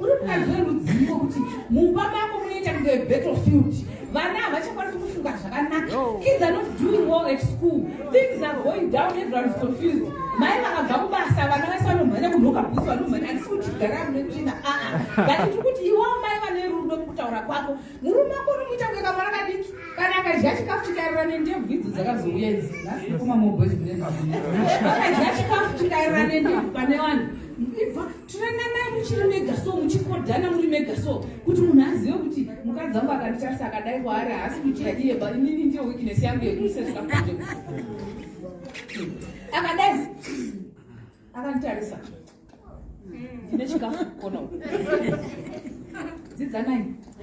You also know money on the Buddha. Who will tell us one from which same kinds? Come on. My Africans, they are the ones who have the longest sexual intercourse. 28 minutes later, let's negotiate. 2 minutes left the meeting.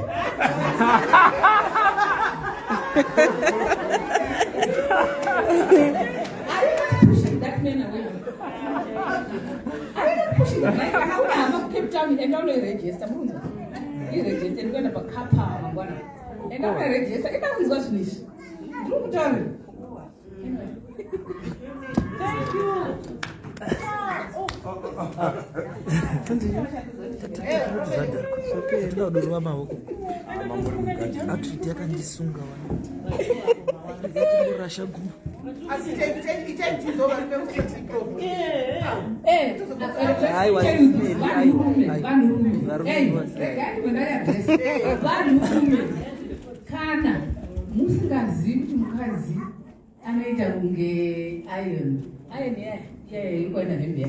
Mukazi ayo iwo urikaplaga takamedaiso light on asimsaka ngoti murume ishira adi mheri mukazi ayo ukangotena iron on ukatanga kuaina isati yadziyaka azvifambi makangoti kana makushandisa vhaserisi ziya kuti zvaramba rarai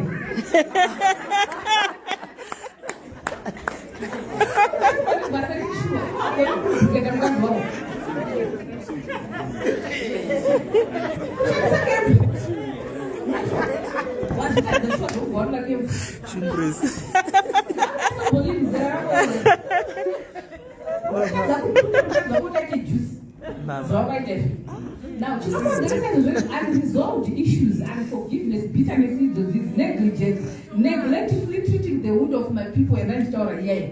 You want to find that was never to Zaka as you found who mirrors who got to post Saka's no fun on going to just because that really post and what's the problem, which is available whenever I want it. She's your best friend. Yes. No fun on going to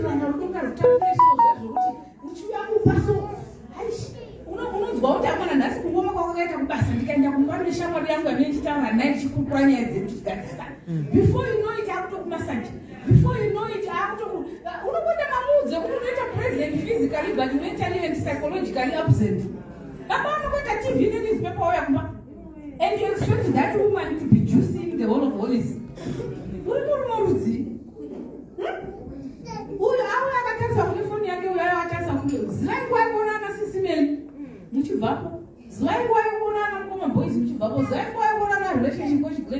Masasi waya amara mazaro na mata vana ngozuna kana riko richikuma zvaro papage pari chinama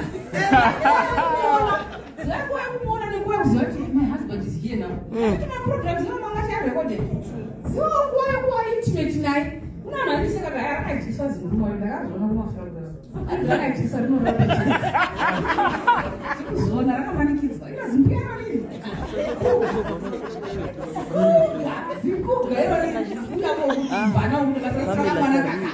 let me tell you this.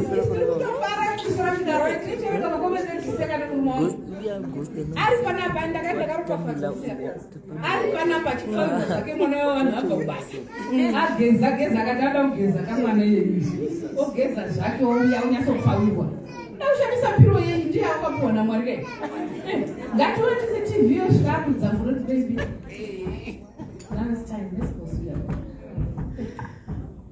achiti akandipuruzira kugosi kudai ndikamupuruzira ndinogara chiseka mamumo wangu kuti tichidhiraivha zviya ndikaona kuti temperature yakukwira kuti yemota yake ndogara chimiti iwawo ndakaona kuti dzidzanai ndikangoona kuti yakuda kukwira temperature ndinobata kugosi so ndichimasaka ndichikwira andikanyamara kadatogoziaa ndichikwira nato ndichidzika ndichikwira kuona kuda ndakaona kuda murodhi womira but iwo sanobata kugosi ziva chanoda kubatwa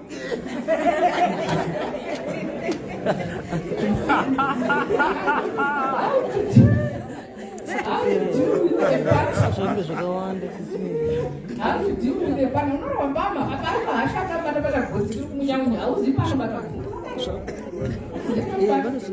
how to deal with a partner who spoils kids.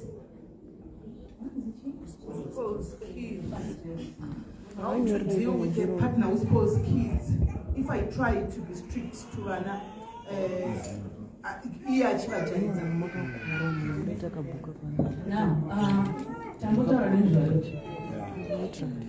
you need to speak with one as parents. You see, the problem that happens is one parent is going to be hated by the kids. And just imagine, God forbid, if you are taking from time to change before them, let's say the mother is the one who is disciplining kids properly, and the father is doing anything anyhow, gives it. Those are physically present and psychologically, mentally, intellectually absent fathers. I want to know it. Do not say, oh, what do you say? You have to have a shower. Zaka, I'm not going to go around. I'm going to go so I'm going to chip a map and teach her where to start. That's what I'm going to do. But can I go to just imagine you all spoil our name warfare first. What's your my wife?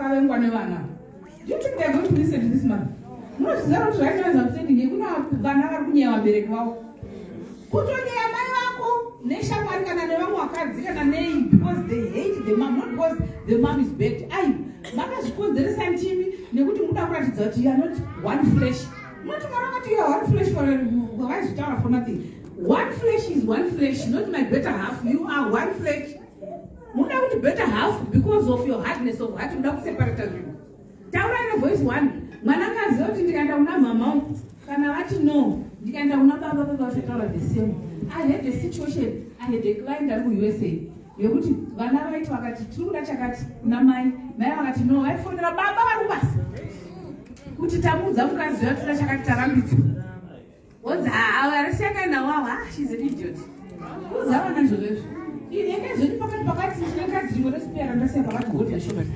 you are killing them, you are creating monsters for this world, for their generation. Instead of creating icons of their generation. Mangwana mukazonge musisipo, vana ava havana solid foundation. Vana vano trained through this kind of parenting. They are a disaster. Iwona kusundira mwana yekuti murora wangu manje. Wawakakura uchijaidza usika mudiscipline uchita so. Ndiye oda kuisa pakoti manje. Itaite murora wangu. Mwana wako ndoda kusundira kuna brother wangu masasa kuti aite mukwacho. Kuti vachakura nemwedzi yakadaro iyoyo then mwana akuzosvika zvichabudirira akudzoka kumba makukokota makuchema futi ngatidzidze kutaura nenzihwani semaparents assessai maturity yevana before you gift them kuspoila vana akusi kutombovagonera iwawo zvichida kuti uzowana mari yako kwaspoila iyoyo you worked hard for it teach your kids to work hard. I always tell you this, mwana wangu havumi kuporekeswa nemari. She's only 20. She owns her own BMW 4x4. She lives in her own apartment at 20. And she would never, $20. Anotokuza mama nesa Maria ni screenshot hii. I've trained her like that. I award her, I reward her, but I don't spoil her. It's not good for her. She has achieved so much at her age. Why? Because I've realized Apostle is my brother. I need to look after. They have how many years difference? She's 20, Apostle is turning 6 because of these miscarriages. So she's now a little mother to my son.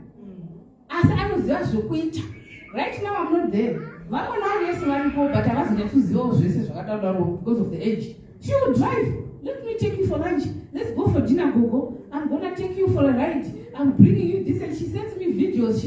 She does my life, but she's 2 million. She's 20. I'm not saying she's perfect. No, she's not anywhere near that. She's not perfect. She's a kid. But I like to be her best friend. The moment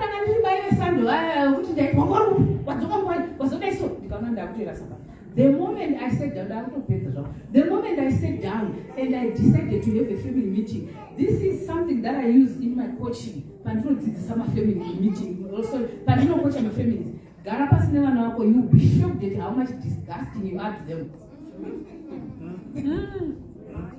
I discovered it myself. It was the point of turnaround.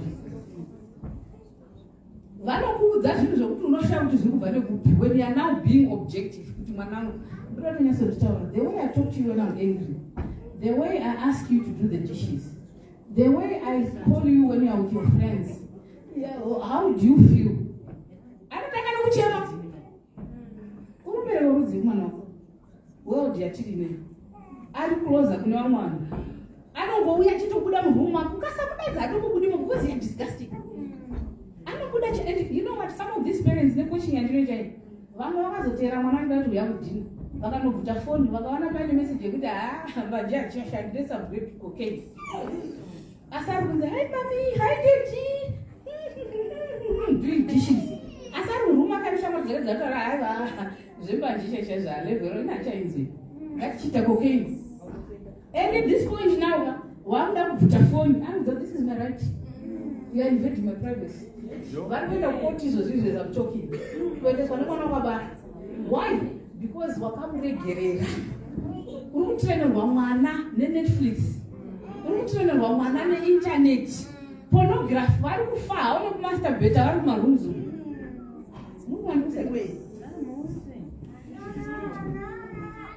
That's just really. I'm a coach. Yeah, it's not to negotiate now. What's kids? I was don't you can announce that I'm not mama and child's fine tune. I think in with 3 you get to put a leg. Oh, okay. Yeah. Am I helping someone? Okay.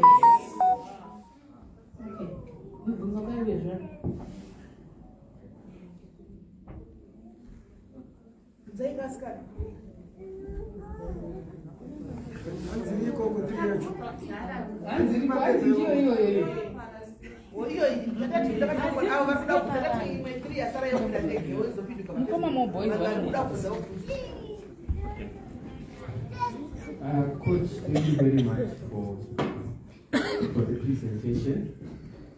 Just that some of the information that is your NAS. The information Yamatutsa NAS maybe 10 years ago. Our life would have changed. Yeah.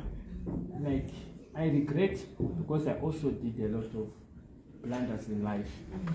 And the pain is too much, I have to live with it. But okay.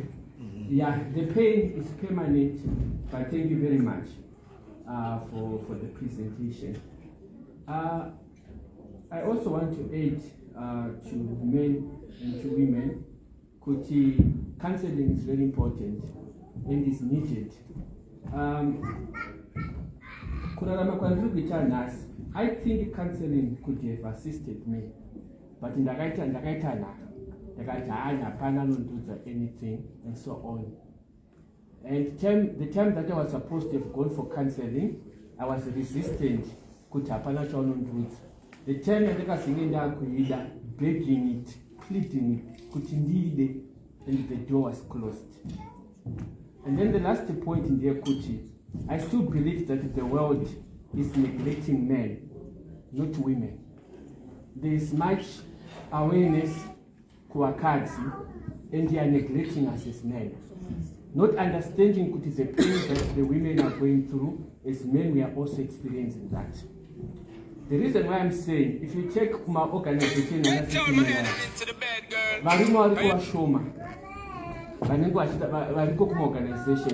government is investing more on women's organizations. That's why in South Africa, there's a Minister of Women and Children, this organization for women. But my organizations, That's why vakadzi vakunyanyoti blame kuti women have replaced men. Kuti hanzi changosara ndechongoti vakadzi. Hanzi changosara ndechekuti vakadzi vapfeke matrousers varume vapfeke madress. It's happening, and nenye kuti isusu varume kuti tite responsibility yatikapuwa naMwari, we are no longer doing it. And yangu ma responsibility emadzimai. Recent makaona zvakaitwa naSIS MELLY zvokubatsira kutsvaga Livingstone. Kuti vanhu vaka-initiate vazhinji vachinangwa vari madzimai.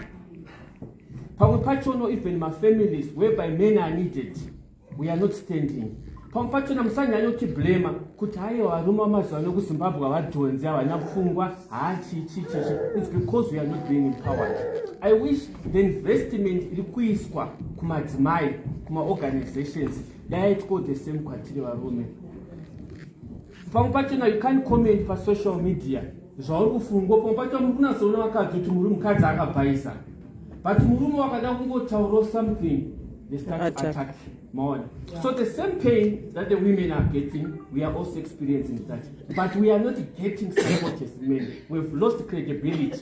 That's why when mudzimba mukadzi anongoita zvese, murume ari mumba, nenyaya yekuti urume watikapiwa naMwari uye we are no longer doing it. So I wish if something can be done, kuti varume mutidzose, mutipo respect. So another challenge in my organization, I'm very balanced. Those who know me, I'm very balanced. It's just that you have seen me now for the first time maybe. Didn't you know kuti varume takakura, ndinogaripa example, ndinogaripa example kuti varume, especially kunyika kwangu, and I always say that because ndakazvi experience. Do you know kuti ukabara ma-twins, this is an example ndinogara kuchipa, let me say it again. Ndikabara vana vangu ma-twins, right? Mukomana nemusikana. Mukomana akadona. Une zvaruri kuita, hautarisi kwauri kuenda nei? Munhu wemukomana unongodona. Obva atosimuka akada chikuru chemene. Men don't cry, chichi. Zvinotangira pasi apo. Same mwana musikana akabarwa same day newe muboys. Musikana akadona. Oh my poor baby, you poor thing. That mentality has to change if we are going to raise giants for this generation and generations to come. Like you are saying, you feel more pain, and the reason why when you in the Korea or Maborangoma or Magozos or whatever you want to call it, in the you have childhood trauma from time immemorial, and that trauma is not healed. And I always tell people when you are raised through trauma, you traumatize people along the way. Yeah. But when you are raised through training, when the Bible says, train up a child in the way they should go so that when they grow up, they will not depart from it. It is a perpetual thing from generation to generation. Baba wangu vachikuzati ndekwako andikukuzwa izvozvo unofanira to grow up there, that's all that. They are you even make change, you are not looking after each other. You are not supporting each other. Zvamunenge muchiita muri kudoroko inyaya yekuseka nekutaura magirlfriends nezvinhu zviri rubbish. Mukaona murume anoziva kuti muri inochengetedzwa, ane provider, ndiwataura nyaya kuti hasi zvinotaura Bible, ndakuzvitaura manje. A man is supposed to be a provider. You are supposed to be mature. Even I call people, you know, marriage is not for boys and girls. Neither is it for women and neither is it for males and females. It is for men and women. Are you a man enough for me to consider you? But what is happening is boys are getting married. Why am I saying so? You are not mentally mature, psychologically, spiritually, and intellectually. What is the mutupa chetene sidumure doro chetene foji? Chauru kuita samurume chinoratidza kuti mukadzi anozoita hasha because the Bible says I'm a helpmeet for you. Ndinoda kubatsirei, une vision here. Mukadzi achida kuti ane vision. Iwo semurume hauna, une childhood trauma yakakuzama kukudza murume wangu, mukomana wangu. Mataurira unoita neni? This is not okay. Do you know ndogara chiziva kuti kune anonzi my yellow flags? Kuna anonzi ma red flags, kuna anonzi ma green flags. All those things because of kanduru kaka ego kaka. Muri kutadza kudzidzisika because unofunga kuti ndinoziva zvese. Nhasi unoya handisina kumenchera. Munoziva kuti kune mukadzi akachibheka murume wangu. Zvinaso Okay, ndivaudza mai manje takutopedza ndivaudza mai manje. Tichendo tinodzidziswa mukadzi ndakamuteererawo all the way from Australia ari kuuya kudzidzisawo marelationship ande moziva kuti anzi watinzi chipa foni take money when you take money akagara munhu money what is money take money stupid man Stupid every day. You end up thinking you are stupid. And you expect that kind of a woman now to respect you. When the Bible says love your wives, now it's reversed because men are not loving their wives. As a result, women are trying to reverse and love their husbands. When you love us, we will respect you, we honor you. The Bible says, women, submit to your husband. Submission is not oppression. Submission is not abuse. Do you understand what I'm saying? When you love your wife unconditionally, no one is stupid. I don't make common mistakes the same way you make mistakes. Then that woman will begin to appreciate you. Even before you start saying you have made a mistake, the person will be coming, oh, sweetie, I'm really sorry. I wanted to do this and that, but that's what I saw. Wow, baby, it's okay. Chichi. Maria, I suffered last week. This is what I said. I'm not going to check at this as grade 7. Why was you grade 7? Why was you grade 3? Why was you JC? And now I'm going to pay them cards there, which are with your own manage. Are you loving? Are you caring? You are supposed to be a priest of your own household. You are supposed to be the spiritual head of your own household. That spiritual authority commando. Yeah, I'm not blaming you for it. Why? Because maybe you have childhood traumas and huge issues. You are a wounded soldier. Who can bear? Wounded soldier. Marriage is not financial provision. Marriage is the second important institution in God's calendar, created for you to love each other while you are pursuing your purpose. You didn't pack up an ask and get the idea.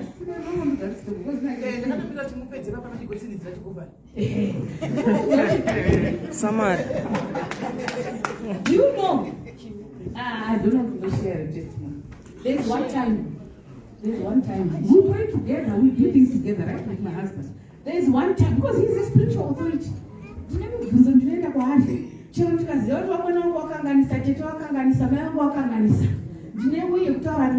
he displays spiritual authority. He shows me that he is the head of the wife, not the. The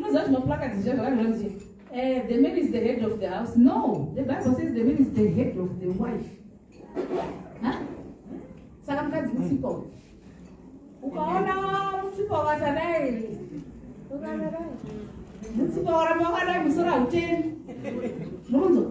You go to work together, you can't separate the two.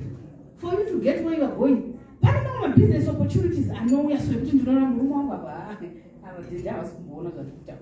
I find a way of bringing it to his attention in a very conducive environment. We made a vow that every year we are going somewhere on our wedding anniversary. Don't tell me I'm getting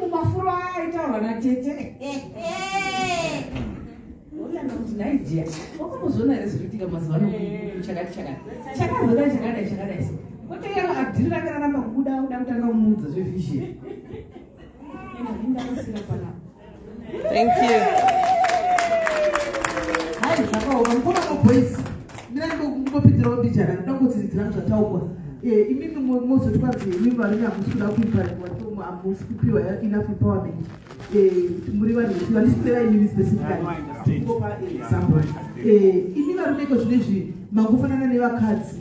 Munenge muri mu comment section muchibvarura sisters enyu uri munhu murume tikunyatso kuona kuti ndimoboisa vari kubvarura suva. How do you expect us kuti tikupei that the respect that you deserve? Kuna na mfundisi vari pakona apa vane peji ravo varume why don't you go vataura kuti vati 2011 still vachiri sitting at 230. That's very azvietso zvotoshowa kuti varume vakawanda you don't support him because 2011 up to now dei maienda kwavari andika is a man of integrity muchienda kunodzidziswa shoko muchienda kunoumba ikoko muchiumbiwa ingadei by now vari million ndochokwadi. But you don't want to go where you are getting help. You don't want to go where you are being told the truth. You don't want to go kwamunonotsiura nasi varume muri kuda kuteedza makuhwa evakadzi muchikomenta munyaya dzevakadzi, nyaya dzekukandozvanakilekisi munenge muripo, nyaya dzakasisimeri muri mukati momo, nyaya dzanayoko murimo muri vanhu vechirume, protectors ezo sisters, and then who respect automatically it will come back. Saka kana uri murume kuti mukadzi uri timetable kuti mukadzi anorwa ka 4 pasuva kana pawiki, how do you expect mukadzi ane ronda a wounded woman kuti akupe respect. Sometimes varume you push vakadzi. Let's the truth be told here. Let's balance the equation. Sometimes vakadzi you marry a very good wife. Akabva kuimba inezi akadzidziswa kuti murume anopfugamirwa, murume anoita zvese, but auye nerespect you abusing that kumukadzi wako. Wakutomeka sure kuti just because mukadzi akubvunza kuti uri kubvepi, wakutorara out everything. Simply because mukadzi haabvunze pay yako, newawo uchabvunze mukadzi kuti nditambira mari yakati. Mukadzi anogona kupiwa mari yemuriwo newe. Kana pasina iwewe hapana chinenge chakabikwa. Mukadzi abvumidzwa kana kuti akabusiness kutengesa matomato spaghetti. Varume kuZimbabwe munoda kutonga too much nedemo. Munotonga too much nedemo, of which mukanganwa zati pakakura vana vaivedu and vachitongwa nedemo paya. That was then. This is now. Zvinhu zvachinja. The same way kutaura parenting yevana makuru tukataita kudzwa chiro waneshamisa. Anona pachiko zvino mwana uchanza umurova tisaro vevana. Titoenda kunonyengerera tichikudza kuti nemwana wangu kana ndichitaura newe andimaona. Zvakutochinja kwezvinhu. Saka mentality yekuti wakakurira kumasvingo kwairohwa vakadzi everyday. Woda kurova mukadzi wako everyday. Baba wangu ina handikudzi zvekuita. Ina handitwi izvozvo nemukadzi. Ndo varume vatinavo vakawanda zvekuZimbabwe. That's why Zimbabwean ladies achimhanyira kuendana nevarume vekuNigeria.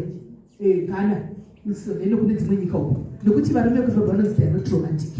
Zvazvavataura zvekushtunya mazama avanhu. Vanochuna kuti vari kuchuna redio rii. Havasi romantic.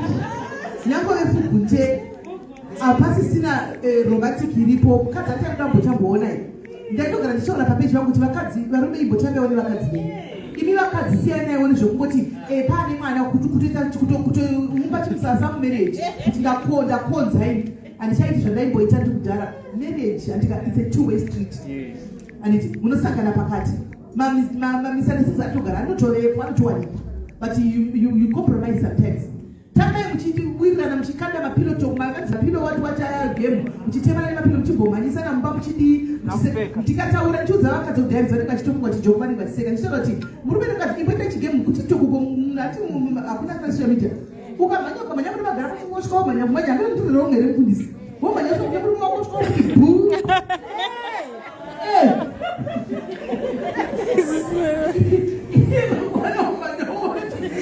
chigame kutamba kuchairana anditi kutamba ndekwenye muri tuzvanisiya muri muri mukadzi you allowed as long as makarora nditi yes you are allowed but ndichitaura kwaine umwe mudzimbo mukomana mudhari mumuri mudhari indara monditire zvoraniwana hembe dzakadzikite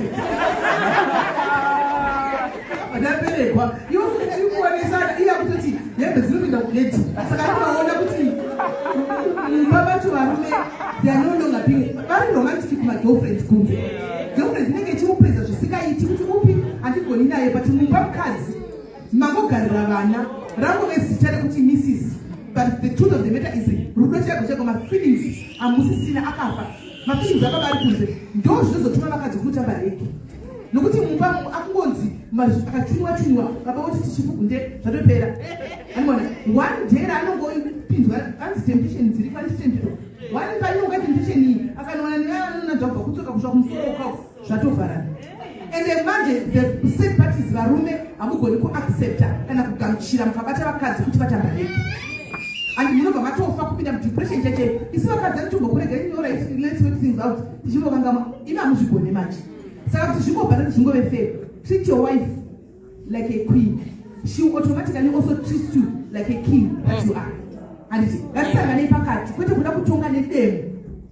Anditika ndopana mitango ndichitaridzawo pababa.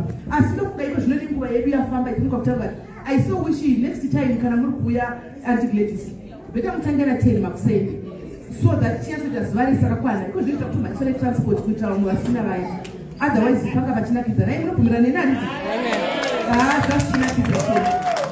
Zvachinakidza tanakidza tadzidza tafara. Saka varume vese vakatitarisa nevanhu varimo hanzvadzi yangu yapastor ngatifollowe page ramasasi evana vanoziva Mwari. Anditi Mwari vanonamata. Ngatifollowe page iroro ndofunga kuti tinotodawo men's conference yamunobhuya muri varume chete muno. Anoona muri varume muchimboutsiurana pachenyu handiti isitoitawo zvevakadzi tiri togawo titsiurana tozoita makapusi ani maona.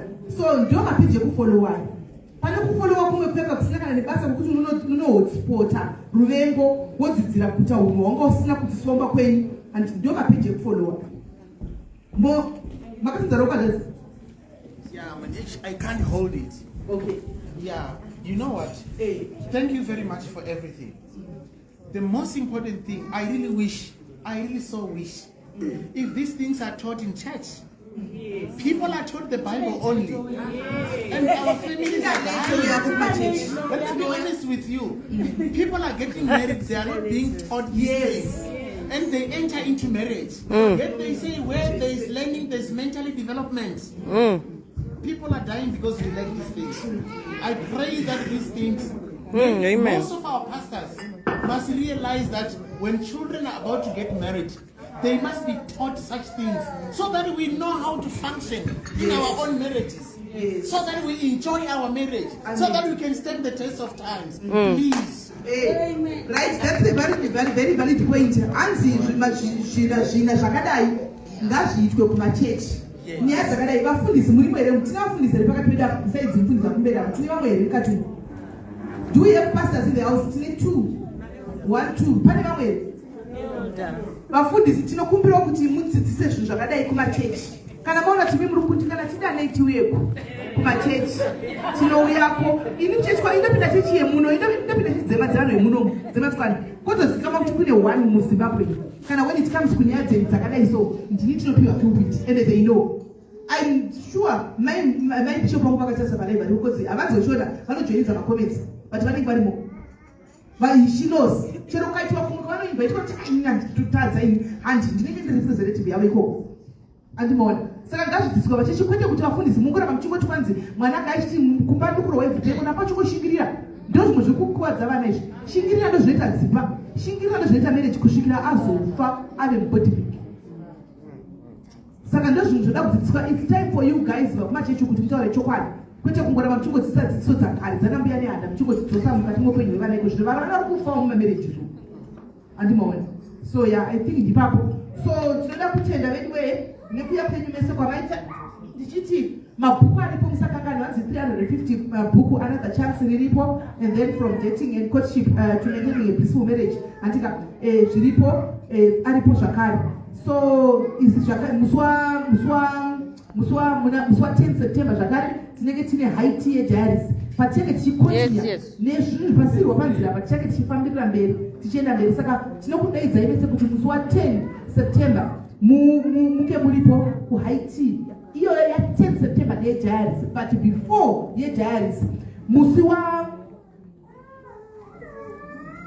6 August zvakare kune another haiti pamuzinda andika pane inonzi pamuzinda kune vamboita mafunctions guys mapati tine nzvimbo yeumwe wedu yakanaka zvisingamboiti ine majakuzi ine zvese bedding yacho breakfast lunch zvese on point yakavhurwa neumwe wedu ari pakati pedu and it's a very beautiful place. So you could just go to her and negotiate. Maflyer muchapiwa namba dzake dziripo.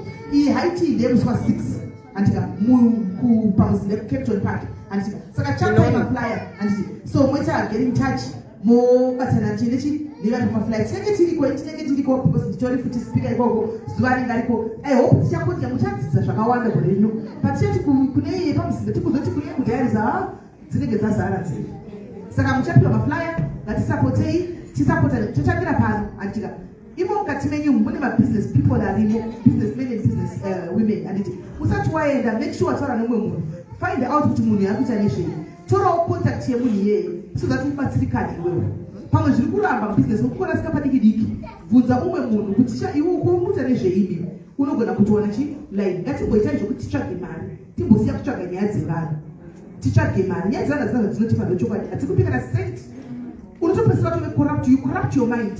You are what you are. You become what you let's say you become what you are because of what you feed your mind. If you feed your mind negative every day, you end up being negative. If you feed your mind positive every day, you end up being positive as well. Saka ngatisapota nene diwe vane mapirisa mukati taura yo vanotengesa dovi vanotengesa chitiwa nekutenga yoko. Thank you very much. my sister for coming all the way from Durban. Anosapota woman mukadzi. Anotokuda zvekudaro. Anoziyogosina weZimbabwe paFacebook and ane page yake. Zvakanaka chose timusapotewo vedu we. Ngatimusapote iwo. Yokonoda kukupa platform kudiaris. I want to boost your page.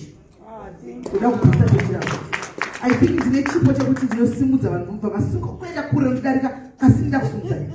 Ndochokwadi. And yes, and I ndinotozviziva and ndakazvigamuchira. Because nditoriwo dombo rekukwidza vamwe vanhu kusoro and it's fine with me. I'm very okay with that. Because hatipiri zvakafanira. Mwari vakakuse papo for a reason. So, rokuda kuti nguva chimboona like chingodai it's time it stops. Uva kuti uexile uende uzoitawo zvaita adigate next time patinoya kuma conference. I-conference yako kudebate patinenge tiriko. Yawachera uchekeyo. So, handisati pane mumwe irachida kutaura anything I think itakufana guys time yaenda. Pasi vanoda tii ndipo pasira. Handi vanoda kuedza mauba chikai padedza mauba. So, closing prayer takungodzisa zvakare mufundisi. Uyai mutivharirewo asi musati maenda maspeakers hanzi ndokumbirawo mapictures naantic ladies and then mese futi sati mabuda ngatitei photos tigare nadzo kuitira kuti mangwana even ukati warwara chodzokera ndeupi ndeuyu anobatsira vari paground vanomira newe tiri kumafona names guys andimaona haungagoni zvese uri one anditika so mufundisi